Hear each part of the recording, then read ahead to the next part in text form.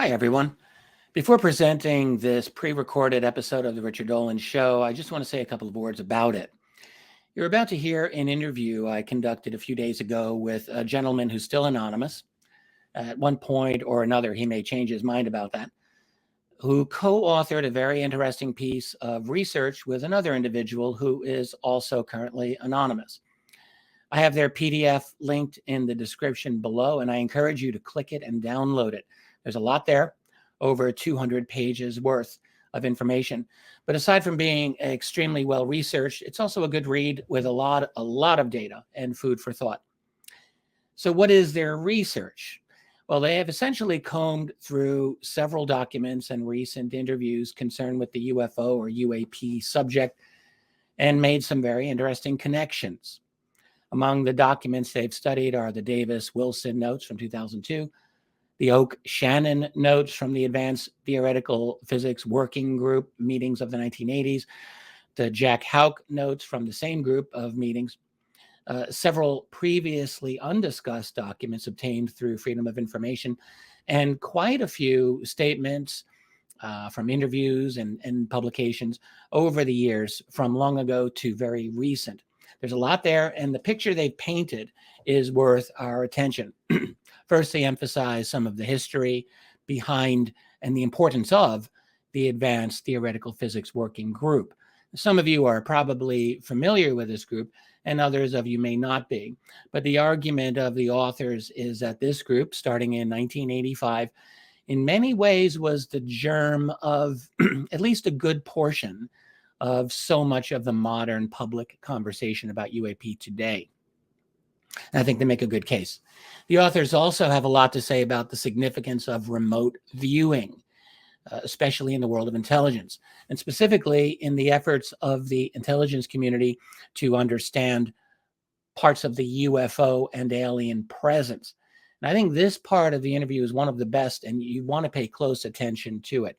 Remote viewing, in other words, was not just some sideline activity to help us know the locations of Russian submarines and things like that. It was considered a vital method for developing information, including technical information about the nature of UFOs and the alien beings that control them. It's not that remote viewing provided a perfect panacea for such goals. It didn't. But it was one of the few tools available to use, and it appeared to have some hits, as it were, in that effort. Another technique the authors discuss in their paper, and which we talk about here, is the, let us say, potential use of other technologies by the militaries and their corporate sponsors to detect the locations of UFO craft. Now, this was a truly fascinating part of the discussion, and I have no doubt there will be a number of researchers who are going to want to follow up on this possibility. And then there's the entire narrative concerned with baiting or drawing in UFOs or UAP. Now, this may have included attempts to bring down such craft. And there is the suggestion, both in the PDF and in our conversation, that two events in the 1990s fall under this category. The authors and my guests talk about the use of directed energy weapons to do that. And finally, they have a lot to say about the current research being done on experiencers, that is, people who have had some sort of direct contact with either a UFO craft or alien beings themselves. Now, this research today is primarily associated with people like Dr. Kit Green and Dr. Gary Nolan, and the authors have quite a bit to say about the development of this research. You do not want to miss that either. So it's all worth listening to. There's a lot to hear. The interview itself is about 2.5 hours long. It's very long. I've got the whole thing right here for you. So look, just sit back, relax, and prepare to take notes. There is one technical issue I should mention here. About 3 minutes into the interview, our live stream connection was temporarily interrupted. This didn't cause any problem with the recording itself, but when my guest returned, his previous video window remained black on the screen for the entire remainder of our interview. That was completely my fault, and I apologize for any distraction it may cause you when you watch this. The quality of the conversation, I think, ought to overcome that, but I just wanted to mention it here, and it was the result of my own technical limitations and ignorance, so sorry about that. That glitch aside, I do think many of you will find this conversation to be extremely thought-provoking. My guest knows his material, that's for sure, and he makes his case very well. I hope you enjoy it. Finally, I want to give a big thanks to researcher James Iandoli of the YouTube channel Engaging the Phenomenon for bringing this guest and research to my attention. Please do check out James's channel where there is lots of great work being done. Greetings and welcome to the Richard Dolan Show, where every week we fight the good fight. I'm very glad to be here. I often feel I have a special show, but this is a truly special program for this evening. I'm going to introduce a gentleman who is a co-author of, in my view, probably the single most important paper written in the UFO UAP field this year. And it's right up there as some of the most important analysis of the 21st century. You don't believe me? Well, please do stick around. This is going to be a longer than average discussion. While we're doing this, I'm going to put up a slide that has our main bullet points, what we will be discussing. I will encourage you to stay with us the full way. You are not going to regret this. My guest is going under a pseudonym. You can see his face, and probably in about 5 years, we're going to have the facial rec software, and they'll be able to identify him anyway. But my guest here is known as Omega Point. He is one of the co-authors of the paper that I'm referring to. The other one is Hermetic. Can you help me out there? The Hermetic Penetrator. Or Hermetic Penetrator. I like that too. Yeah. In any case, let me just say, I have your bio here. Omega Point is a UFO researcher who has been fascinated with the subject for 15 years. Over the last 2 years, he has published blogs and essays on topics like government secrecy, tic-tac technology, and the Skinwalker Ranch. He holds a master's degree in digital learning and a bachelor's degree in applied behavior analysis. And with that enigmatic introduction, I would like to greet you, Omega Point, to the program. Welcome. Thank you so much for having me. It's such an honor. Can't say enough. I won't fanboy. I already got that out of the way. But just can't believe I'm here having this conversation with you. Well, thank you. I have a feeling after this interview is done, you're going to be having people calling you and wanting to fanboy you. This paper you've written is really quite remarkable. In fact, I'm just going to show the cover of it here. It's called Loose Threads. It's a PDF right now. I have a link below for a download, and we're going to go through this document. We have quite a bit to discuss, and I'm just going to mention the prominent themes that we will be talking about.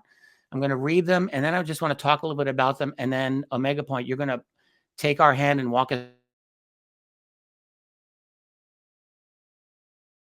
Lieutenant Colonel John Alexander back in the 1980s. We're going to talk about that. You described this as a window, and we'll see exactly why in a moment. UFO tracking and baiting. In other words, the program to, well, lure and, shall we say, capture UFOs, if possible, or at least to learn something about them. Directed energy weapons and UFO UAP takedown. This is another important theme. We're talking about a covert effort by people with prominent government clearances who have been actively looking into these types of technologies to do exactly that. We'll talk about the significance of 1985, which you call a vital inflection point. Remote viewing in UFOs. This turns out to be very, very important as a method by the intelligence people to learn everything they can about these objects and what is inside them. And the amount of information you found on this is really quite remarkable. And then finally, official experience or studies. How far have they gone? We're going to ask. We're going to get into that as well. Daniel, are you there? Okay. Sorry about that. We got our technical difficulties out of the way early, hopefully. Okay.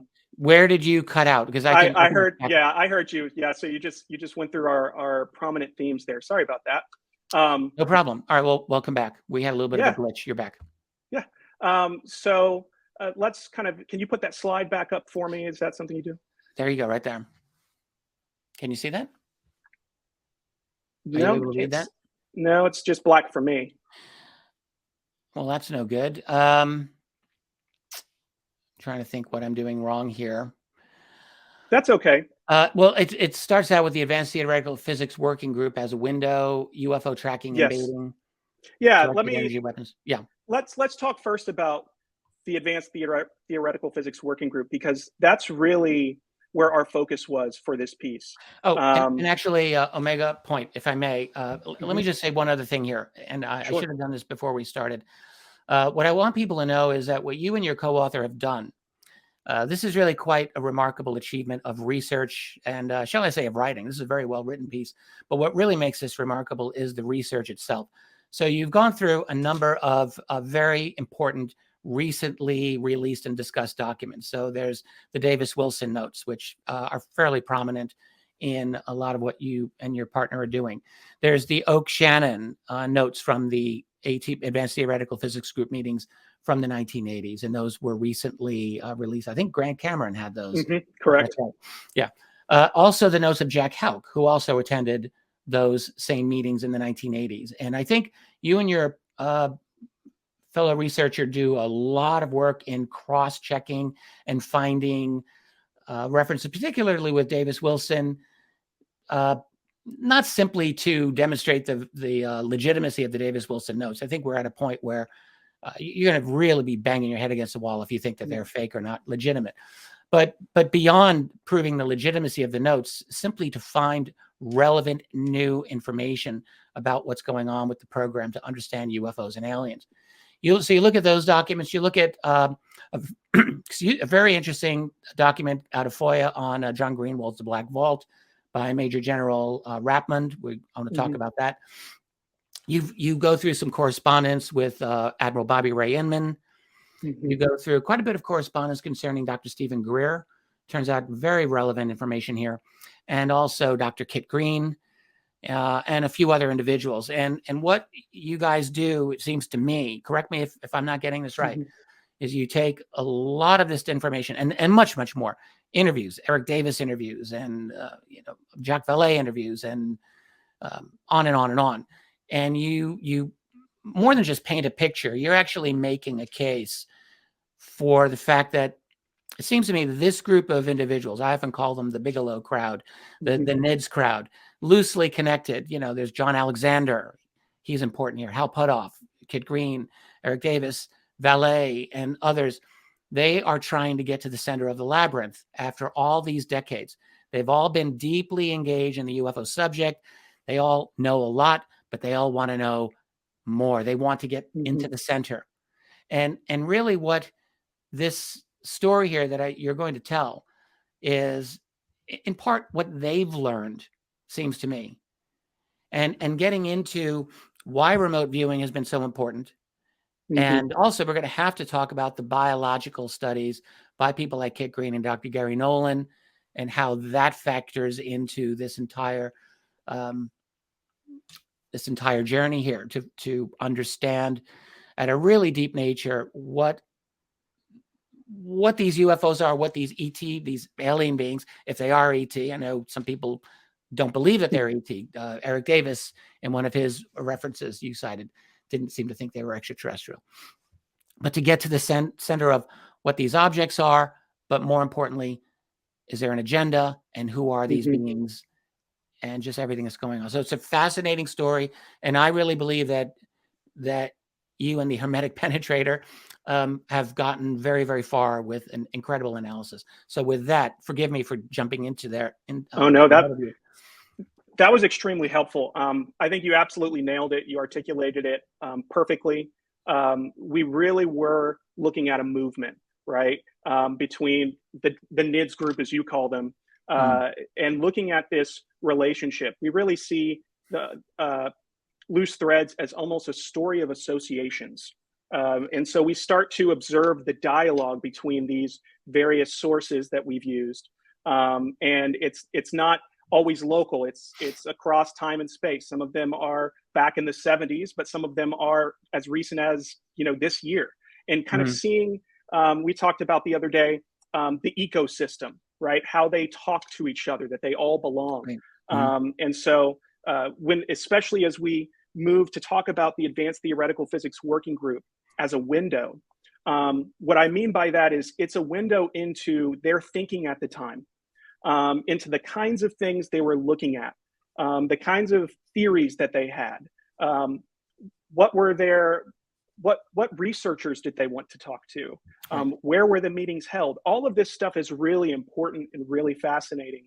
And so I really am thankful that Grant Cameron released Oke Shannon's notes, and that Melinda Leslie also made available Jack Houck's notes. Yes, Melinda is very important in that part of it. Absolutely, just a tremendous resource there. And so what sort of happened is we focused on the Advanced Theoretical Physics Working Group, and we started to notice these associations, and then we also kind of traced it back to the remote viewing program at SRI starting in 1971, and starting to kind of see those bonds form, and as you said, what happens over time. And so we do think that's a really important to where we are today, that we would not be where we are today if it were not for this group. So even as we, there are going to be some things we talk about that may seem put some of their motives into question, even despite, doesn't matter what their motives are.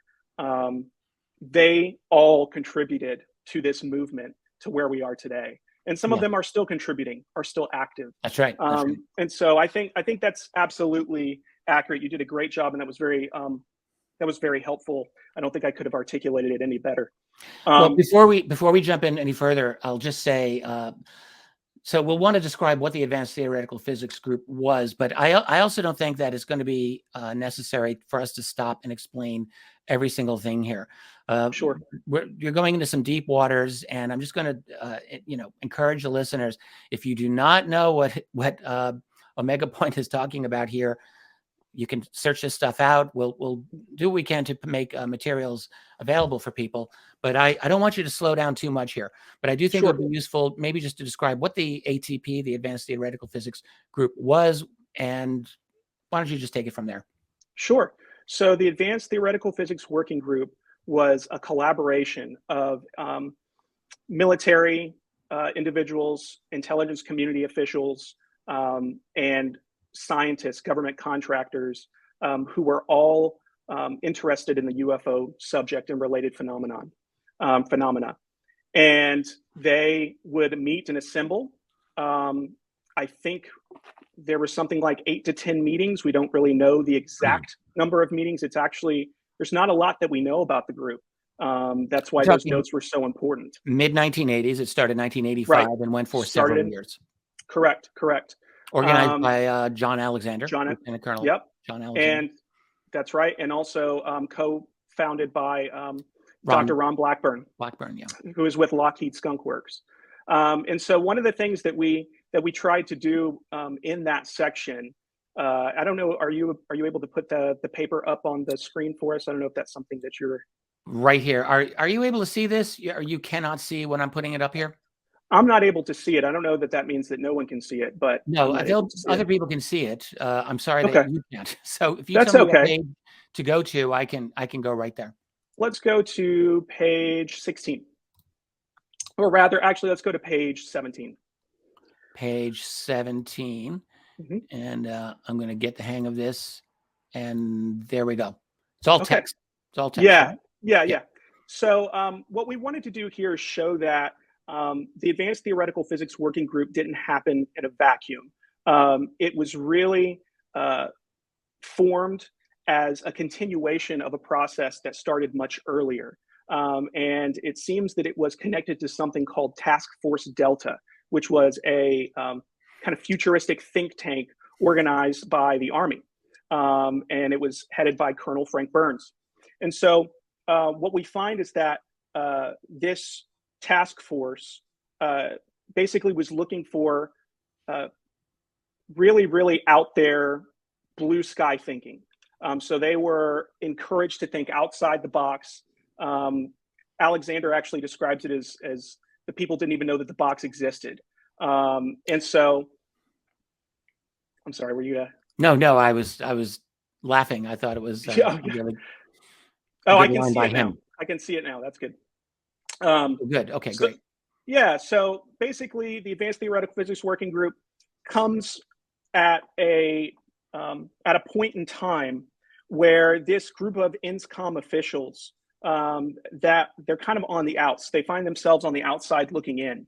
And I think we'll probably want to touch on that some in the remote viewing section. But essentially what it seems to us is that the Advanced Theoretical Physics Working Group is connected to this earlier initiative called Task Force Delta.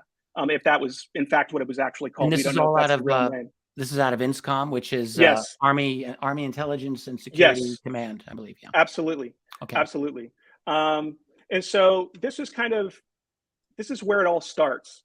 And you know, one of the things that is important to think about when it comes to the Advanced Theoretical Physics Working Group or any of these groups is that they're not the same thing to everyone, right? You're not going to find one purpose for the group because different people have different levels of access. There's different layers of security and probably different motives for all of the people who are participating in these meetings. And this is something that Jacques Vallée called the secret onion, right? Because of its kind of layered structure. And so we'll kind of discuss the sociology of the secret onion as we move forward. Great. And want so this page still up? Do we want page 17 up, or are you? So page 18, we can go to page 18. There we go. All right, so this is a major player here. So Major General Albert Stubblebine. This is somebody that John Alexander gets reassigned, and he's assigned under Major General Stubblebine, who is a major supporter of Task Force Delta and all of the things that they're trying to do. And he sort of becomes a mentor for Alexander, it seems, throughout his career. And so for better or worse, their fate seems to be sort of tied together, especially in the early 80s. They seem to be, really connected. And so at a certain point, Stubblebine finds himself on the outs. And when that happens, John Alexander also finds himself on the outs. And we don't have to get into this, but I think you actually discussed this a little later on in the document as to why that absolutely. Yeah. And so the main thing that really I want to get across about the Advanced Theoretical Physics Working Group is that the initial stated purpose was that they were trying to get access to UFO programs, government UFO programs. That was their main goal, was how do we're certain that they exist. We're certain that there have been craft that have crashed, right, that they were able to retrieve. How do we get access to those programs? And so they were trying to create a center of gravity, right? They were trying to develop a need to know. And they figured if we can bring all of these people together and we can get all of this expertise in the room, maybe we'll be able to make some progress. And also we'll be able to create this need to know that will get us the access that we want. And so the very interesting thing is that it seems that the stated purpose changes over time. It seems that Colonel Alexander, who again was one of he's the main founder of the group, seems to kind of abandon that search, right? It seems to be case closed after a period of time where he doesn't seem convinced. He feels like, I don't need to go looking anymore. And so as he often said, it wasn't there. There was right. no and one question we've always had is, as we looked at this together, was when did he stop searching, right? And what was the reason behind that search to end? Because other members didn't stop. They kept going for some years, and some of them are still working at that today. And so that's definitely a prominent theme that we'll see in this section dealing with the Advanced Theoretical Physics Working Group. One of the other things that we highlight in this section connects back to Wilson Davis. It seems very likely to us that Colonel Alexander might very well have been one of the people who was trying to meet with Vice Admiral Wilson in 99. So there's a call there's actually an interview that Project Unity, Jay Anderson, did with Oke Shannon recently. And he discussed that he was called in 1999, that Vice Admiral Wilson called him and asked him for his opinion on Dr. Eric Davis, Houck, and he said, and one or two other people. We believe that because in Oke's notes, we do have a spot where it says, don't trust JA, right? In Davis's notes. In Davis's notes, yes. Davis's Sorry, I should have specified. Right, yes. Right. And from the meeting in 2002, there is a spot where he says, don't trust JA, that he talked to Oke Shannon and Oke Shannon told him not to trust John Alexander. So it seems like since he was reaching out and asking about Hal Puthoff and Eric Davis, looking for that kind of character assessment, that it seems reasonable that perhaps one of the one or two other people that Oke mentions, but doesn't name, might have been John Alexander and possibly Kit Green, who was also sort of in that tight group at that time as well. And so we think that this was probably, and other researchers have put that together too, that this was perhaps a NIDS initiative to try and meet with Vice Admiral Wilson. And all these people, National Institute for Discovery Science, just if someone doesn't really know. Absolutely. And the group really around Robert Bigelow that was, I mean, working. These guys are at the center of all of these initiatives. And the ATP, the Advanced Theoretical Physics Group, working group, I think you were arguing really came out of the end of Task Force Delta. Yes. Right. And like, you know, where are these people going to go now? Right. Yes. And I think so. I think that Task Force Delta is sort of the beginning of things. And Alexander does note that he was affiliated with that. He was also an action officer running the Advanced Human Technologies Office under Major General Stubblebine during the remote viewing program. And while Skip Atwater was actually the action officer managing that program. So it seems like these are two really important action officers for Major General Stubblebine. And it seems like those two initiatives, right, the Advanced Human Technology Office and the remote viewing program, like those come out of Task Force Delta, right? This how do we've fallen behind as you know, we're falling behind. How do we catch up? And so I think they start looking for ways. How can we swing for the fences? How can we take some big chances and take some risks? And according to Alexander, at least when it came to remote viewing, you know, it worked, right? It panned out for them. They saw the results that they wanted to see. And so I'm sure we'll revisit that throughout our conversation. But that's why don't we jump really into the working group meetings then, because I think that's absolutely where you anyway. And absolutely. I know we'll talk about remote viewing in this because that actually is quite important. Yes, absolutely. Quite important. So one thing, if you'll go to page 33. Yes, hold on here.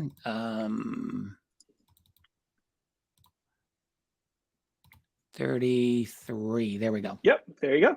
Okay. So this is, you know, the notes are remarkable for a variety of reasons. But what really caught our attention was this page, the single page that was released actually about a month before the Project Unity interview and a month before Grant Cameron released the rest of the notes. And on this single page is a name. It says Major Engineering Project under Vice Admiral Bobby Ray Inman. Under Admiral Bobby Ray Inman. And so this was really quite remarkable to us. This really threw up a lot of red flags because this is 1985. These days, Bobby Ray Inman, you know, most people who are hardcore, you know, UFO researchers will be familiar with that name. But in 1985, he wasn't a household UFO name, if you will. It's very interesting that a room full of intelligence community officials would be discussing Bobby Ray Inman in connection with presumably a reverse engineering UFO project. Right. It's extraordinary. And so that sort of took us down the rabbit hole, if you will. And so we have a section that we called Exler's Red Yarn, right? Because Bob Exler actually reached out and was able to make contact with Bobby Ray Inman in 1989. And he has this extraordinary conversation, and it's on a recorded line, okay? And it seems pretty obvious to us that the Admiral had no idea that this was being recorded. And I don't know if we can, that might be a good conversation to pull up. Want me to put that in here then? Yeah, I think right so. That's just the next page on 34. Correct, yeah. Yeah, so they get into this conversation, and some background here that we actually didn't put in there, but is important to know. Exler had been at a talk that Bobby Ray Inman was giving, and after the talk, Exler, and this is just the kind of guy that Exler is, he just has no fear. He went up to Bobby Ray Inman, gave him his business card, told him that he wanted to talk about MJ-12. And as Exler tells it, he kind of gave him sort of a half smile and a knowing nod and shook his hand, and that was that. And so what Exler does is he sets up a call with Bobby Ray Inman using the name of Tim Good and Lord Hill Norton, who was, Peter Hill Norton, Yes. who was, engaged in the UFO topic at that time. In the British Admiralty, very important man, close to Tim Good. And by the way, Tim Good included this conversation in one of his books. I can't remember exactly which one, from the early 90s. So. Yes, yeah, and in fact, he included it in multiple books, and it was a theme that he returned to several times. But anyway, I wanted to provide that background just because I think it's important to know when we're, because they just jump right into their conversation. And so essentially, Exler gives his introductions. He does a name drop, right? And Inman kind of catches him by surprise and asks him, what is the Admiral doing these days? And Exler kind of sidesteps that question and starts firing off questions about, how he can help with this, with UFO programs that he thinks that he's in a position to help. He asks him if any recovered craft might be made available for research.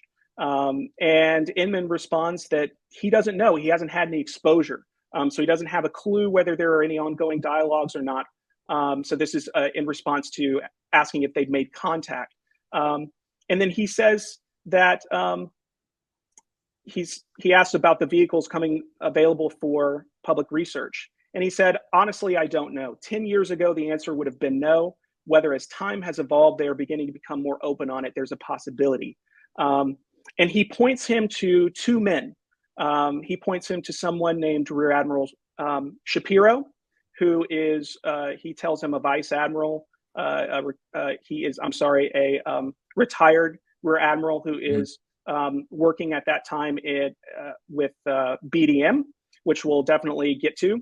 And he also tells him to check with R. Evans Hyman, who at that time is the director for the Directorate of Science and Technology over at the CIA, who's soon to retire. So this exchange it's very Wilson Davis-like. It immediately, it just sends shockwaves through kind of the UFO community at the time. Everybody's trying to figure out what was the context of this conversation, but the difference is that this was on a recorded line, right? There could be no dispute that what was said there was actually said there. And so Bob does what Bob did, and he followed up, and he was able to arrange a meeting with Rear Admiral Sumner Shapiro.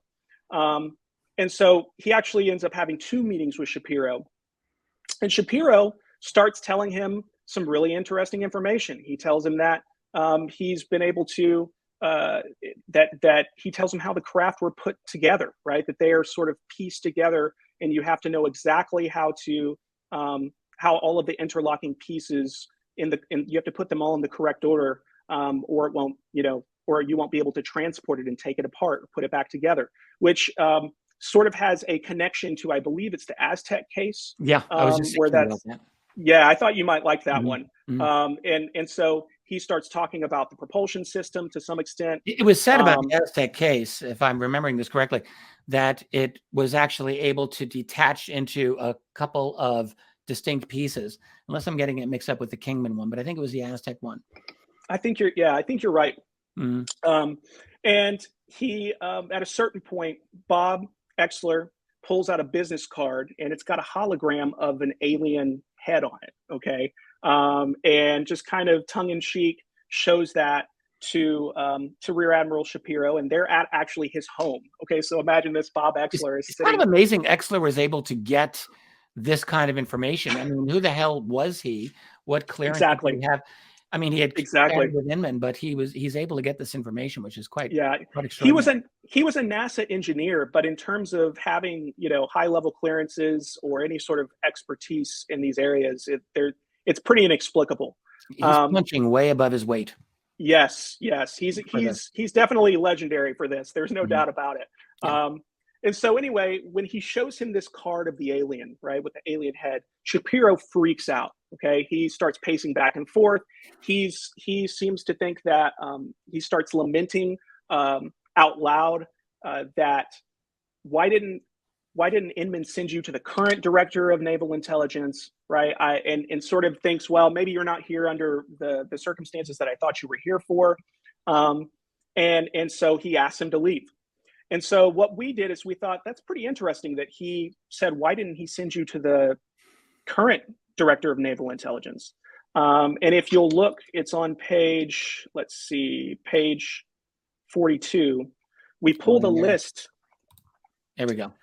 We pulled a list of basically all of the living directors of naval intelligence, because it seems to us like maybe they would be in a position to know, based on Shapiro's kind of lament about why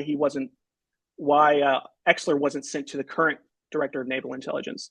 And it turns out that the oldest director of naval intelligence was Bobby Ray Inman.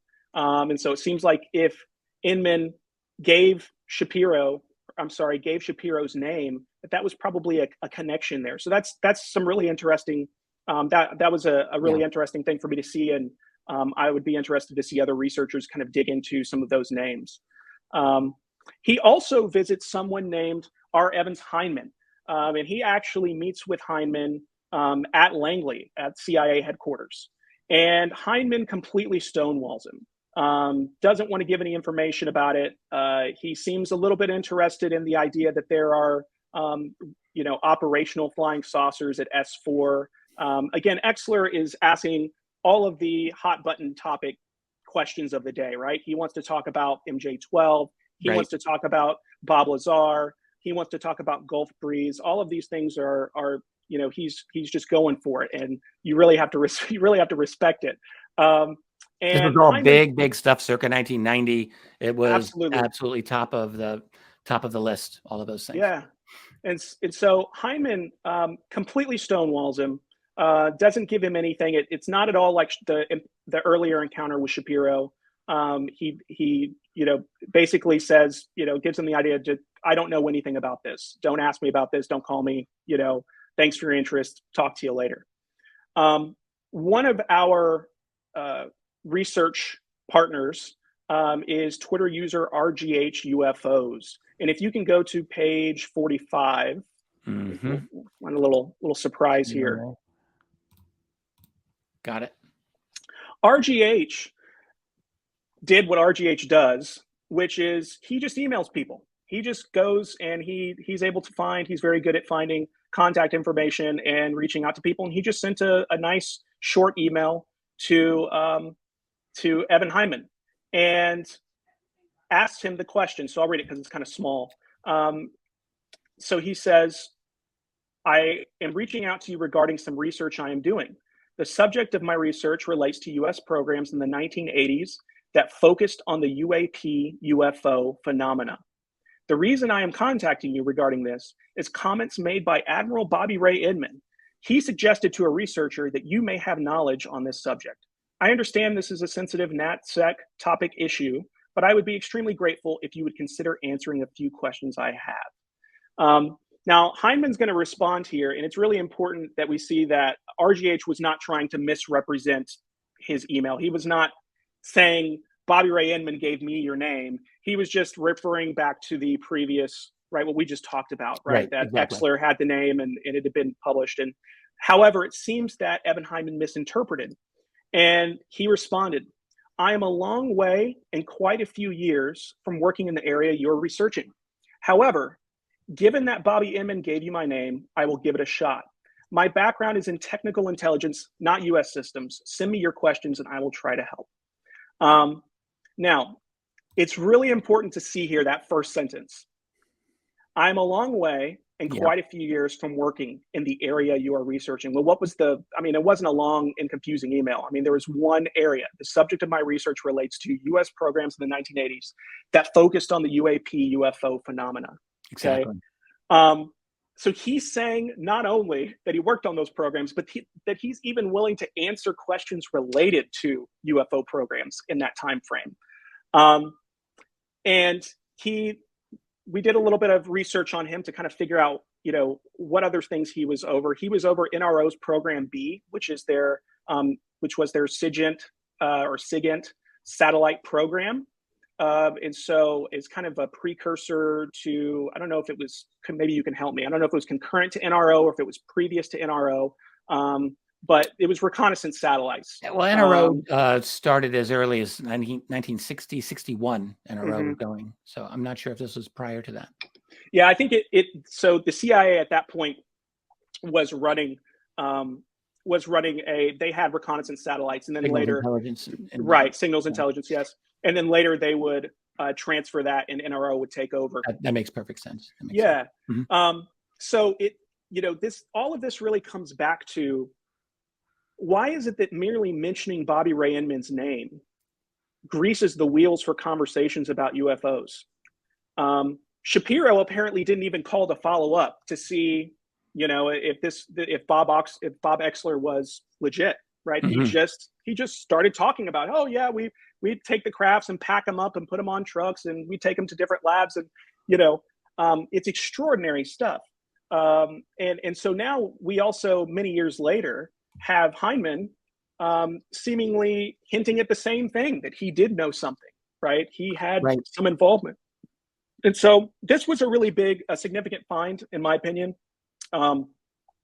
because he's still living. We're still easing in here because we still want to get into the advanced theoretical physics working group. And but all of this is kind of an interesting kind of lead into where you're going with this, I think. Yeah, absolutely.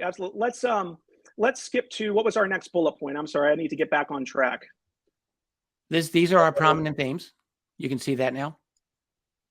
Still can't see that one. I think we're on the second one was UFO tracking and baiting was the second one. Okay. And we Excellent. say more. Now, did you want to have a few other things to say about the advanced theoretical physics working group, though? Sure. I mean, I'm just going to tell you what I only read your paper. I didn't write your paper, but it struck me that, once Stubblebine was no longer running all of the awesome remote viewers and psychics out of INSCOM, out of Army Intelligence and Security Command. The impression I got from you, we talked about this privately, was that a lot of other agencies you felt were jealous, or at least annoyed over the fact that INSCOM had all the good psychics, and they maybe wanted some of those. Am I mischaracterizing that, or does that sound? So yeah, I think that's a fun place to jump in. So I think that's definitely a possibility. And backing it is the unstated but definite importance and vital importance of remote viewing as a tool for accessing information about UFOs and aliens. Yes. Yeah, absolutely. So let's jump right into the deep end. I'm for it. Go there. Yeah. So one of the things we need to do is go back really to the year 1983. Okay. 1983, there is a retreat that's hosted by Robert Monroe of the Monroe Institute for the Army Science Board. At that point, Skip Atwater and Colonel Alexander are already working with Monroe Institute. And this Bob Monroe gives some lectures, particularly about his brain entrainment hemisync protocols that he uses for psychic abilities and things of that nature. My wife Tracy, an excellent remote viewer, has gotten me to all those hemisync programs. There's some really good ones. Yeah, they're actually they're interesting. If you haven't tried them out, I would they're definitely, there's something to it. Yeah. So Stubblebine wants to formalize a partnership between INSCOM and the Monroe Institute. He wants those protocols to become INSCOM protocols. And so that happens around the 1983 timeframe. There are other people at the Army Science Board that maybe aren't completely sold on this as an idea. And so they launch a review and they ask CIA, will you do a review for us? Well, who gets assigned the task to do the review at CIA? Well, it's the SRI, the CIA contract monitor, Dr. Kit Green. Exactly. And Kit Green does this review, And he concludes that he's not happy about this partnership. He doesn't think it's wise to take everyday soldiers and attempt to turn them into remote viewers. And I think it's important maybe to pull up some of those quotes. Let me see if I can get us there. So that's going to be in, I believe, let me pull that real quick because I want you to see. I think it is. It's a little further down. Yeah, let's get to page 137. Here we go. Yeah, just so that we can see this. There you are. Excellent, excellent. Yes. So right there, you'll see it's that second paragraph. Or the second from last paragraph. It's bolded.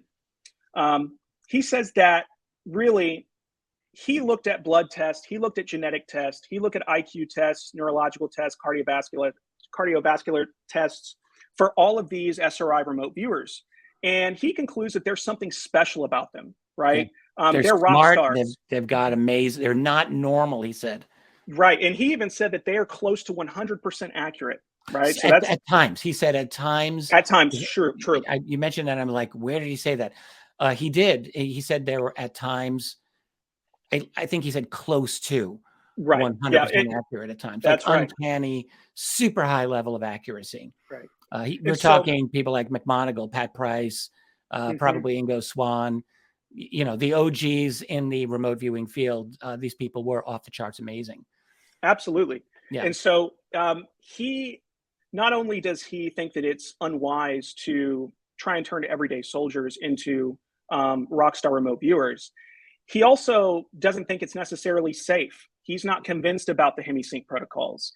And that leads to INSCOM having to, there are a lot of questions around what are the ethics around the human use of this technology, because that's the way they view it, right? It's a technology. That was a really interesting element that I'd never ever thought about. So the ethics of using regular Army, military personnel and just throwing them into testing them in remote viewing.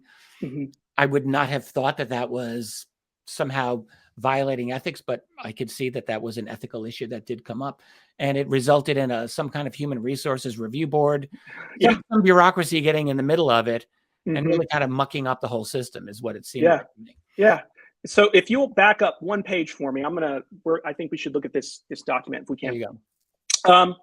So we located this document, and it was on the Black Vault, and it's about Major General Ratmond, who was a longtime ally of the remote viewing program at SRI. And this is from 1984. We have to think Major General Stubblebine, he's out of the picture. He was forced sort of into early retirement. And some of that is as a result of what was going on with his remote viewing program. He took Kit Green's recommendation and ignored it, threw it in the trash can, and went and plowed forward with his vision for INSCOM remote viewers. And what we find is INSCOM, after Stubblebine left, is looking for an off-ramp for this program. They're looking to try and find someone else to fund it. And we do know Odom took over for Stubblebine, and he was not, according to many accounts. General William Odom. May I just add one thing here? Sure. I don't want to lose this, one of our loose threads.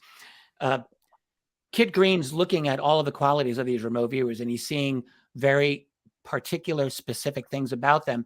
And so what he was trying to suggest to Stubblebine was, I'm just getting from your research, but he was saying, look, you don't want to just pick, throw such a wide net at all of these soldiers.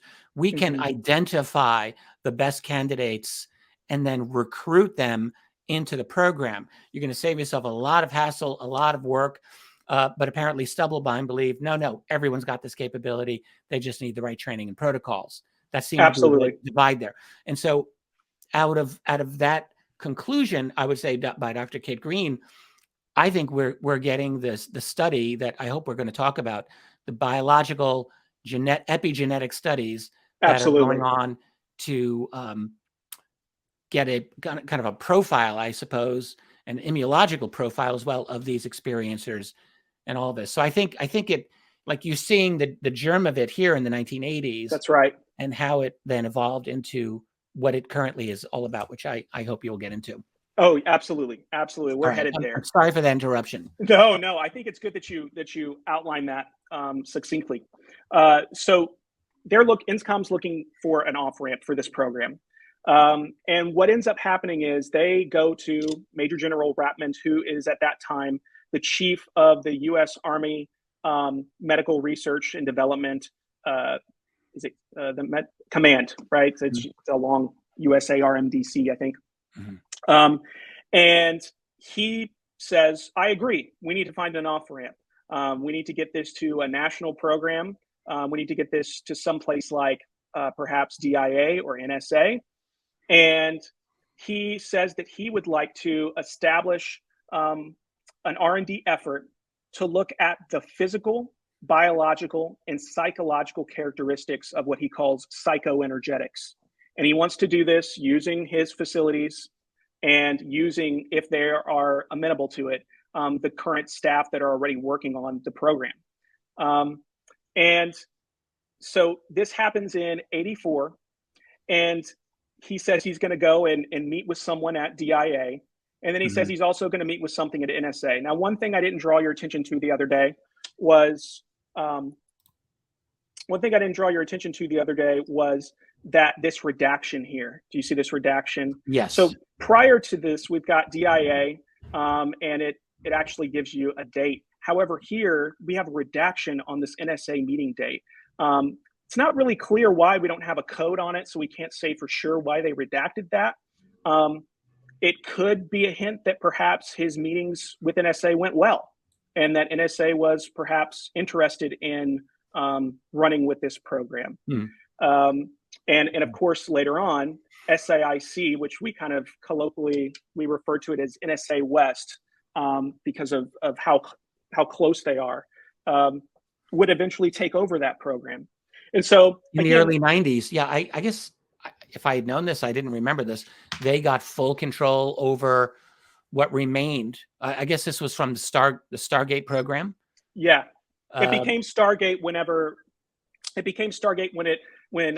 they actually took it to SAIC. That's when they said, okay, let's get rid of all the other names and let's make it Stargate. Okay, that's what it is. Thank you. Yeah. They took it over, and with Bobby Ray Edmond at the on the board of directors. I think was he chair or yes, yeah. At the time, yeah. Yes. Yeah. And so he's on the board of SAIC while they're seeking full control of this program. And the other thing that we're going to sneak in here is the 1985 connection, which I believe is one of our bullet points. 1985 is an inflection point. That's because in 1985 we have the Army funding gets taken away. Okay, the program is moved to DIA funding. And that same year, Kit Green retires from the CIA. And I know he told you that his security clearances got way better when he retired from the CIA because all of the really transformative and out there research is done in private companies. That's right. Private efforts. He said he said it was exquisitely typical of his field. I think that might have been his phrase. That, and not just him. In other words, it's he said almost everyone who has federal clearances, when they retire and they go into private industry, frequently their clearances will become better and more of them and more powerful. Yeah, absolutely. Because that's where the money is. That's where the R&D is. Yeah, it makes it. I mean, it doesn't make sense, but it makes sense. So, and you mentioned 85, Kit Green leaves, and also 1985 is when Hal Puthoff officially goes out of SRI and starts the Institute for Advanced Study at Austin. Yes, and it seems that Kit Green was actually involved in strongly encouraging him to do that. We found some entries in Jacques Vallée's journals where Kit Green is also reaching out to Vallée and saying, hey, you need to talk to Puthoff. He's our friend. He's our buddy. We need to tell him that this SRI thing, it doesn't have a future. He really needs to go and do this private enterprise. I think he called it a dead end. Yes, it was a dead end. Yes. Yeah. And so all of this happens in 1985. And then it's also when the advanced theoretical physics meetings began. That's right. At the same time. That's right. And so that's these connections, they are a little bit convoluted, and but that's the crux of it. That they're all of a sudden the INSCOM, all of the Army funding comes, is gone, and now these INSCOM remote viewers are on the outside looking in. Yeah. And Kit Green, believe it or not, after all of that, after possibly being involved in getting that funding taken away from INSCOM Centerlane, yeah. Mm-hmm. is still invited to the Advanced Theoretical Physics Working Group. Of course, he's invited. Want to have him? Yeah, but he tells them that, well, I don't really want to be involved because there's no funding stream. I really want to be working on things with an official funding stream, and you don't have one. And so this is really interesting to us, and it possibly suggests, especially when you look at how closely Ratman's proposals are to what Kit Green was also proposing and suggesting in his earlier review, that if Ratman was looking for somebody to run this kind of research, to look into the physiological and biological aspects of psychoenergetics, who better than Dr. Kit Green? Nobody better. Right? I mean, he was already involved with the program, and he already said they had already identified some markers and identified some reasons why the Rockstar remote viewers were rock stars. Mm-hmm. And so it seems like he would be a no-brainer, just because he was an expert in the field and he had been involved. Sure. And so we kind of wonder if that's where perhaps there was a truly official effort to study experiencers and to study especially the connection between really the remote viewers and UFO experiences, among other anomalous experiences. It seems the roots of that effort really can be seen right here in the 1980s in these actions that you're discussing. Yeah, and one other realization thing, I mean, Kit Green's realization that there are, he's talking about remote viewers, but you could almost say probably the same thing about the experiencers, because you yourself saw, you guys saw a connection between the remote viewers and UFO experiences as well. Mm-hmm. That's something that you write about in your book. So that there's these qualities that they all share, mm-hmm. and that this was understood certainly by the 1980s, and has led into the deep studies that are going on today. Anyway, I don't want to keep interrupting you. No, you're right on track. And so, do we want to keep going down that lane, or do we want to look at UFO sort of baiting and tracking? Do we want to cover that? Why don't we go into that? But I just want to mention one more time and emphasize that in your research, mm-hmm. that the importance of using remote viewing for, I mean, we may come back to this, but I don't know how much time we're going to have for that. The importance for remote viewing within that intelligence world cannot be overstated. It is very, very important. So what they're discovering is, if you want to find out who these beings are, if you want to find out what is inside the craft, how do you do it? Well, we don't have a lot of tools here. We're going to talk about the anti-neutrino detection system. Let's do it. Let's go down that. Let's just go down that road, and we'll circle back to that other step. We will, but remote viewers turned out to be very important here, and so this people just really need to understand. And again, they need to download and read your paper. It's very readable paper. Mm-hmm. There's a lot of detail, and it requires focus, but it's quite readable. And so remote viewing, quite important. And then why don't we talk about the UFO? Oh no, I was saying let's go down that path, because I think what we're here. Let's talk about remote viewing, and we can circle back. Yeah, I think that's better. We're already running. Right. So let's talk about ATP. So the Advanced Theoretical Physics Working Group they're meeting at BDM, and it goes till about it seems like it ends around 88, 89. It seems. Mm-hmm. Well, around that same time frame, Major Ed Dames founds, who is an ATP member, along with Major General Stubblebine, found SciTech, which is a remote viewing company. And we were able to find some lectures that were delivered by Major Dames and by Stubblebine from 1992.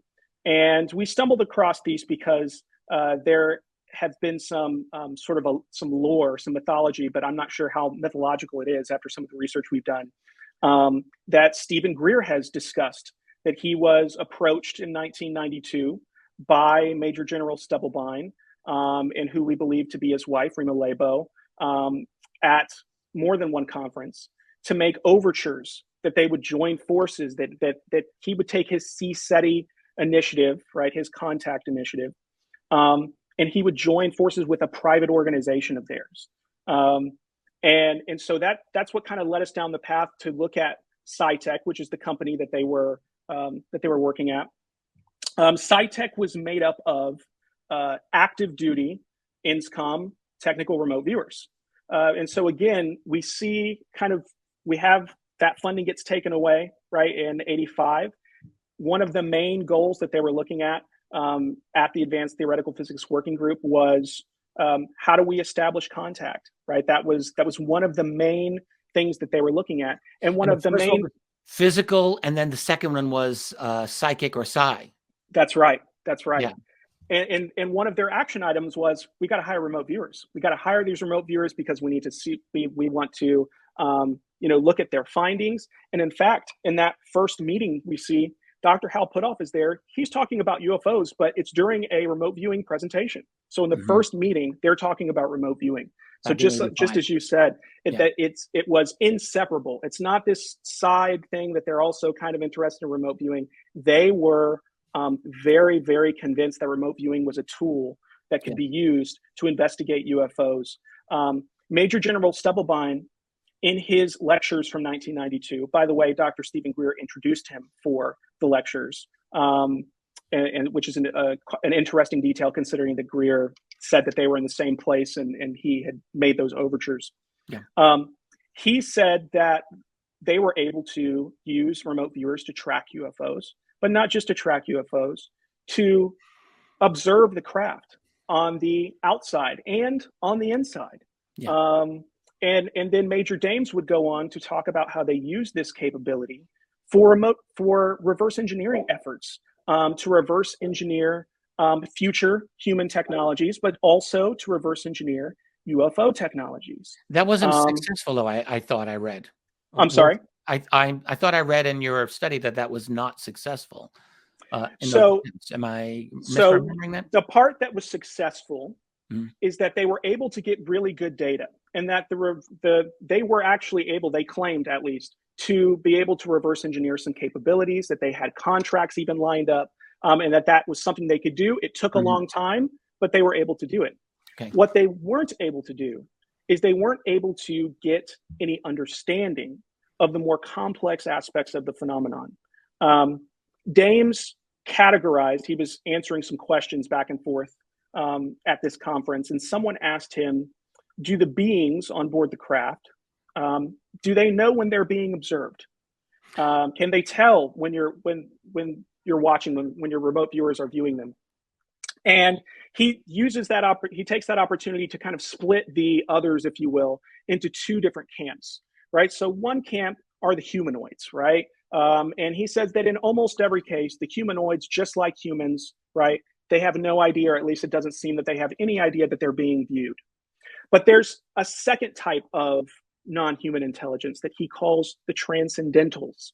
And he says that they have transcendental technologies and that they are able to edit and thwart and manipulate the remote viewers as they are, that is very aware that they were watching them and took advantage of that. And so you hear about this every now and then in the remote viewing lore. Nico Swan and his famous remote view for Axelrod, when he's looking at the moon, he said, they're looking at me. And Axelrod says, come away from me very quickly.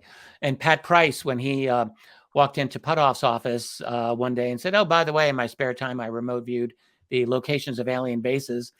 The one in Australia, he had said they were observing him, and I think he had gotten the heck out of there as well. Yeah. Because they knew that they detected him, according to what he had said.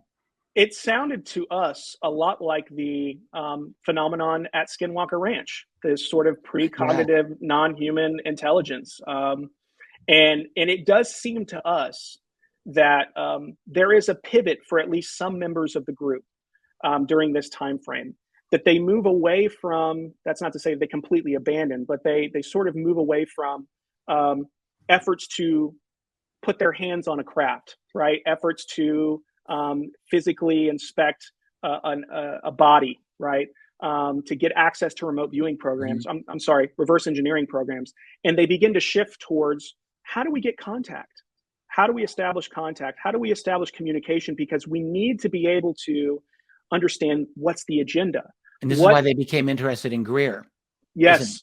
Yes. Yes, indeed. And Greer himself, believe it or not, has at times talked about his CE5 initiatives as actually a remote viewing protocol. He has called it RV2, remote viewing and remote vectoring. And so CE5, while it is not the same thing as, controlled remote viewing or technical remote viewing, it is, at least in his mind, it is a form of remote viewing. And so I don't think that's that difficult to see that connection. Yeah. Frankly. And so I think that he was correct. He believed that they were trying to monopolize, to bring him under their umbrella so that they could sort of monopolize this contact. They didn't like the fact that he was doing this out on his own. And frankly, if they were still looking for a need to know, if they were still looking for a way to get access to hidden UFO programs, what better way than to have, this group of people who are able to make contact with the beings? Or how about a group of people who can actually reverse engineer a craft while it's working, right? To be able to see, right, the inside of the craft as and even inside the propulsion system. It seemed, Dames claimed that it seemed like they could get really granular. They could really look at the internal components and mechanisms to try and find out, what kinds of things were going on. So it would be extremely, extremely valuable to have a group of technical remote viewers that were accurate and rock stars, and would also prove to be very, very valuable to have someone like Stephen Greer, or at least that capability. Yeah. And perhaps there was also the idea that Stephen Greer himself was sort of a center of gravity, that if they were able to form a partnership with him, that would also give them access to other UFO experiencers and people who perhaps had potential to be rock star remote viewers themselves. I don't know how certain they were that his CE5 protocols were actually doing it. It seems like they did believe that he probably was doing something, that he was vectoring in. I mean, there are many, many folks out there who will swear by those CE5 protocols and that they do work. And by the way, I just want to mention here, because I had not, and I should have, James Iandoli, who is the one who really connected you with me, is a definite CE5 advocate, as is Jay over at Project Unity. And I just want to give James a shout out, because his channel is Engaging the Phenomenon. I have a link to him below. He is the reason that I have you on this program now. He actually brought you to my attention.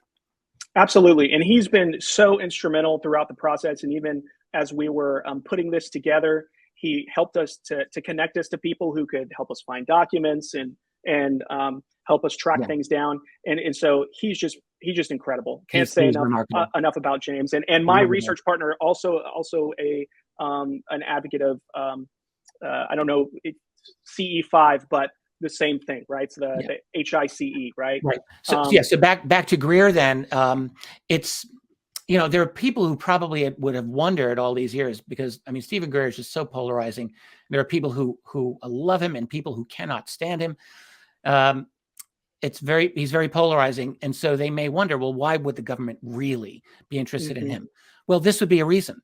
Yeah. This would be the reasons. If you have if you have a contingent with the intelligence community that knows, or at least believes that they know, that remote viewing is an important key to getting information about these other beings, where we're in the dark on so much of this, but we're not able to establish contact, and there are limits to what we're able to understand. And then you got this guy coming out of nowhere who says, yep, I've got protocols, I can vector them in. Yeah. Well, yeah, that's absolutely going to get their very, very definite attention. They're going to want to cultivate this guy. And And what you see over the years, you know, he gets a meeting with CIA director James Woolsey through the auspices of John Peterson over at the Arlington Institute. And you think, like, how the hell is that possible? This guy's still in his 30s and he's sitting down with the CIA director. Well, this is clearly, I think, why. Yeah, absolutely. You know, Dr. Eric Davis, you know, said that he used the shotgun approach. And, you know, when you use that approach, it's you know, sometimes you're going to get things right and you're going to actually find some people who have special abilities or who have special knowledge of things.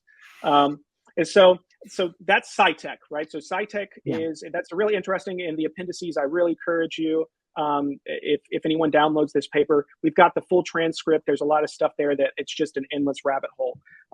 However, again, as we mentioned before, SciTech was not the only private organization that emerged out of, or at least in the time frame. SciTech is Stubblebine and Dames. Right. Stubblebine, I just want to keep it all together. Yes, absolutely. And it does seem that Colonel Alexander was, you know, was proximate to that group and seemed to be helping them with some different initiatives. One thing I'll point out before I think we should move on to Earth Tech is that they claimed that they had found a UFO site, and that SciTech claimed that they had found a UFO site.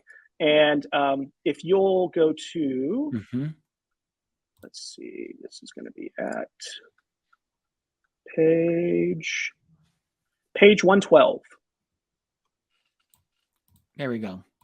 So this was another connection that's back to Oak's notes, because Stubblebine actually lists a location in Oak's notes, and it says New Mexico Iron Mountain area, and we assume that STBBLB is probably Stubblebine, unless there was someone else with a very odd name at the meeting.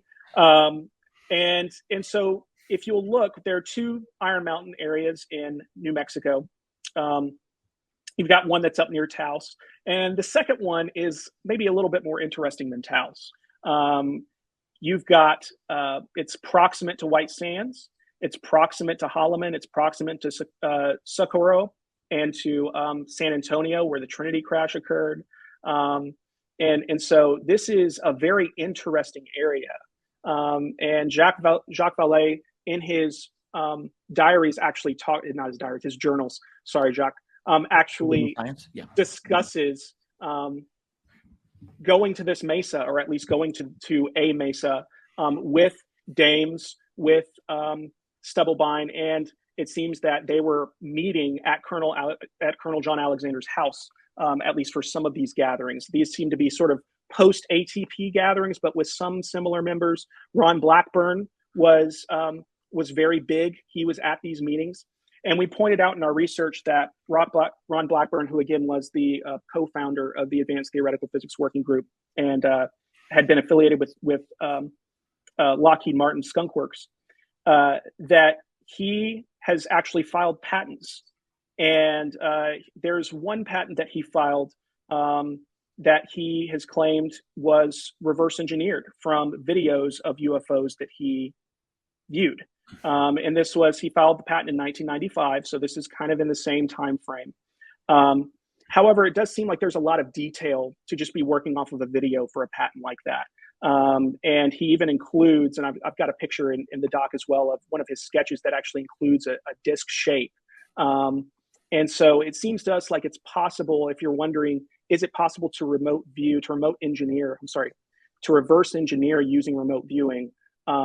It's possible that patent was awarded from remote viewed information, that he was working with SciTech, and especially he was going to this UFO site with them to kind of physically explore, but also to psychically explore. Right. He was working.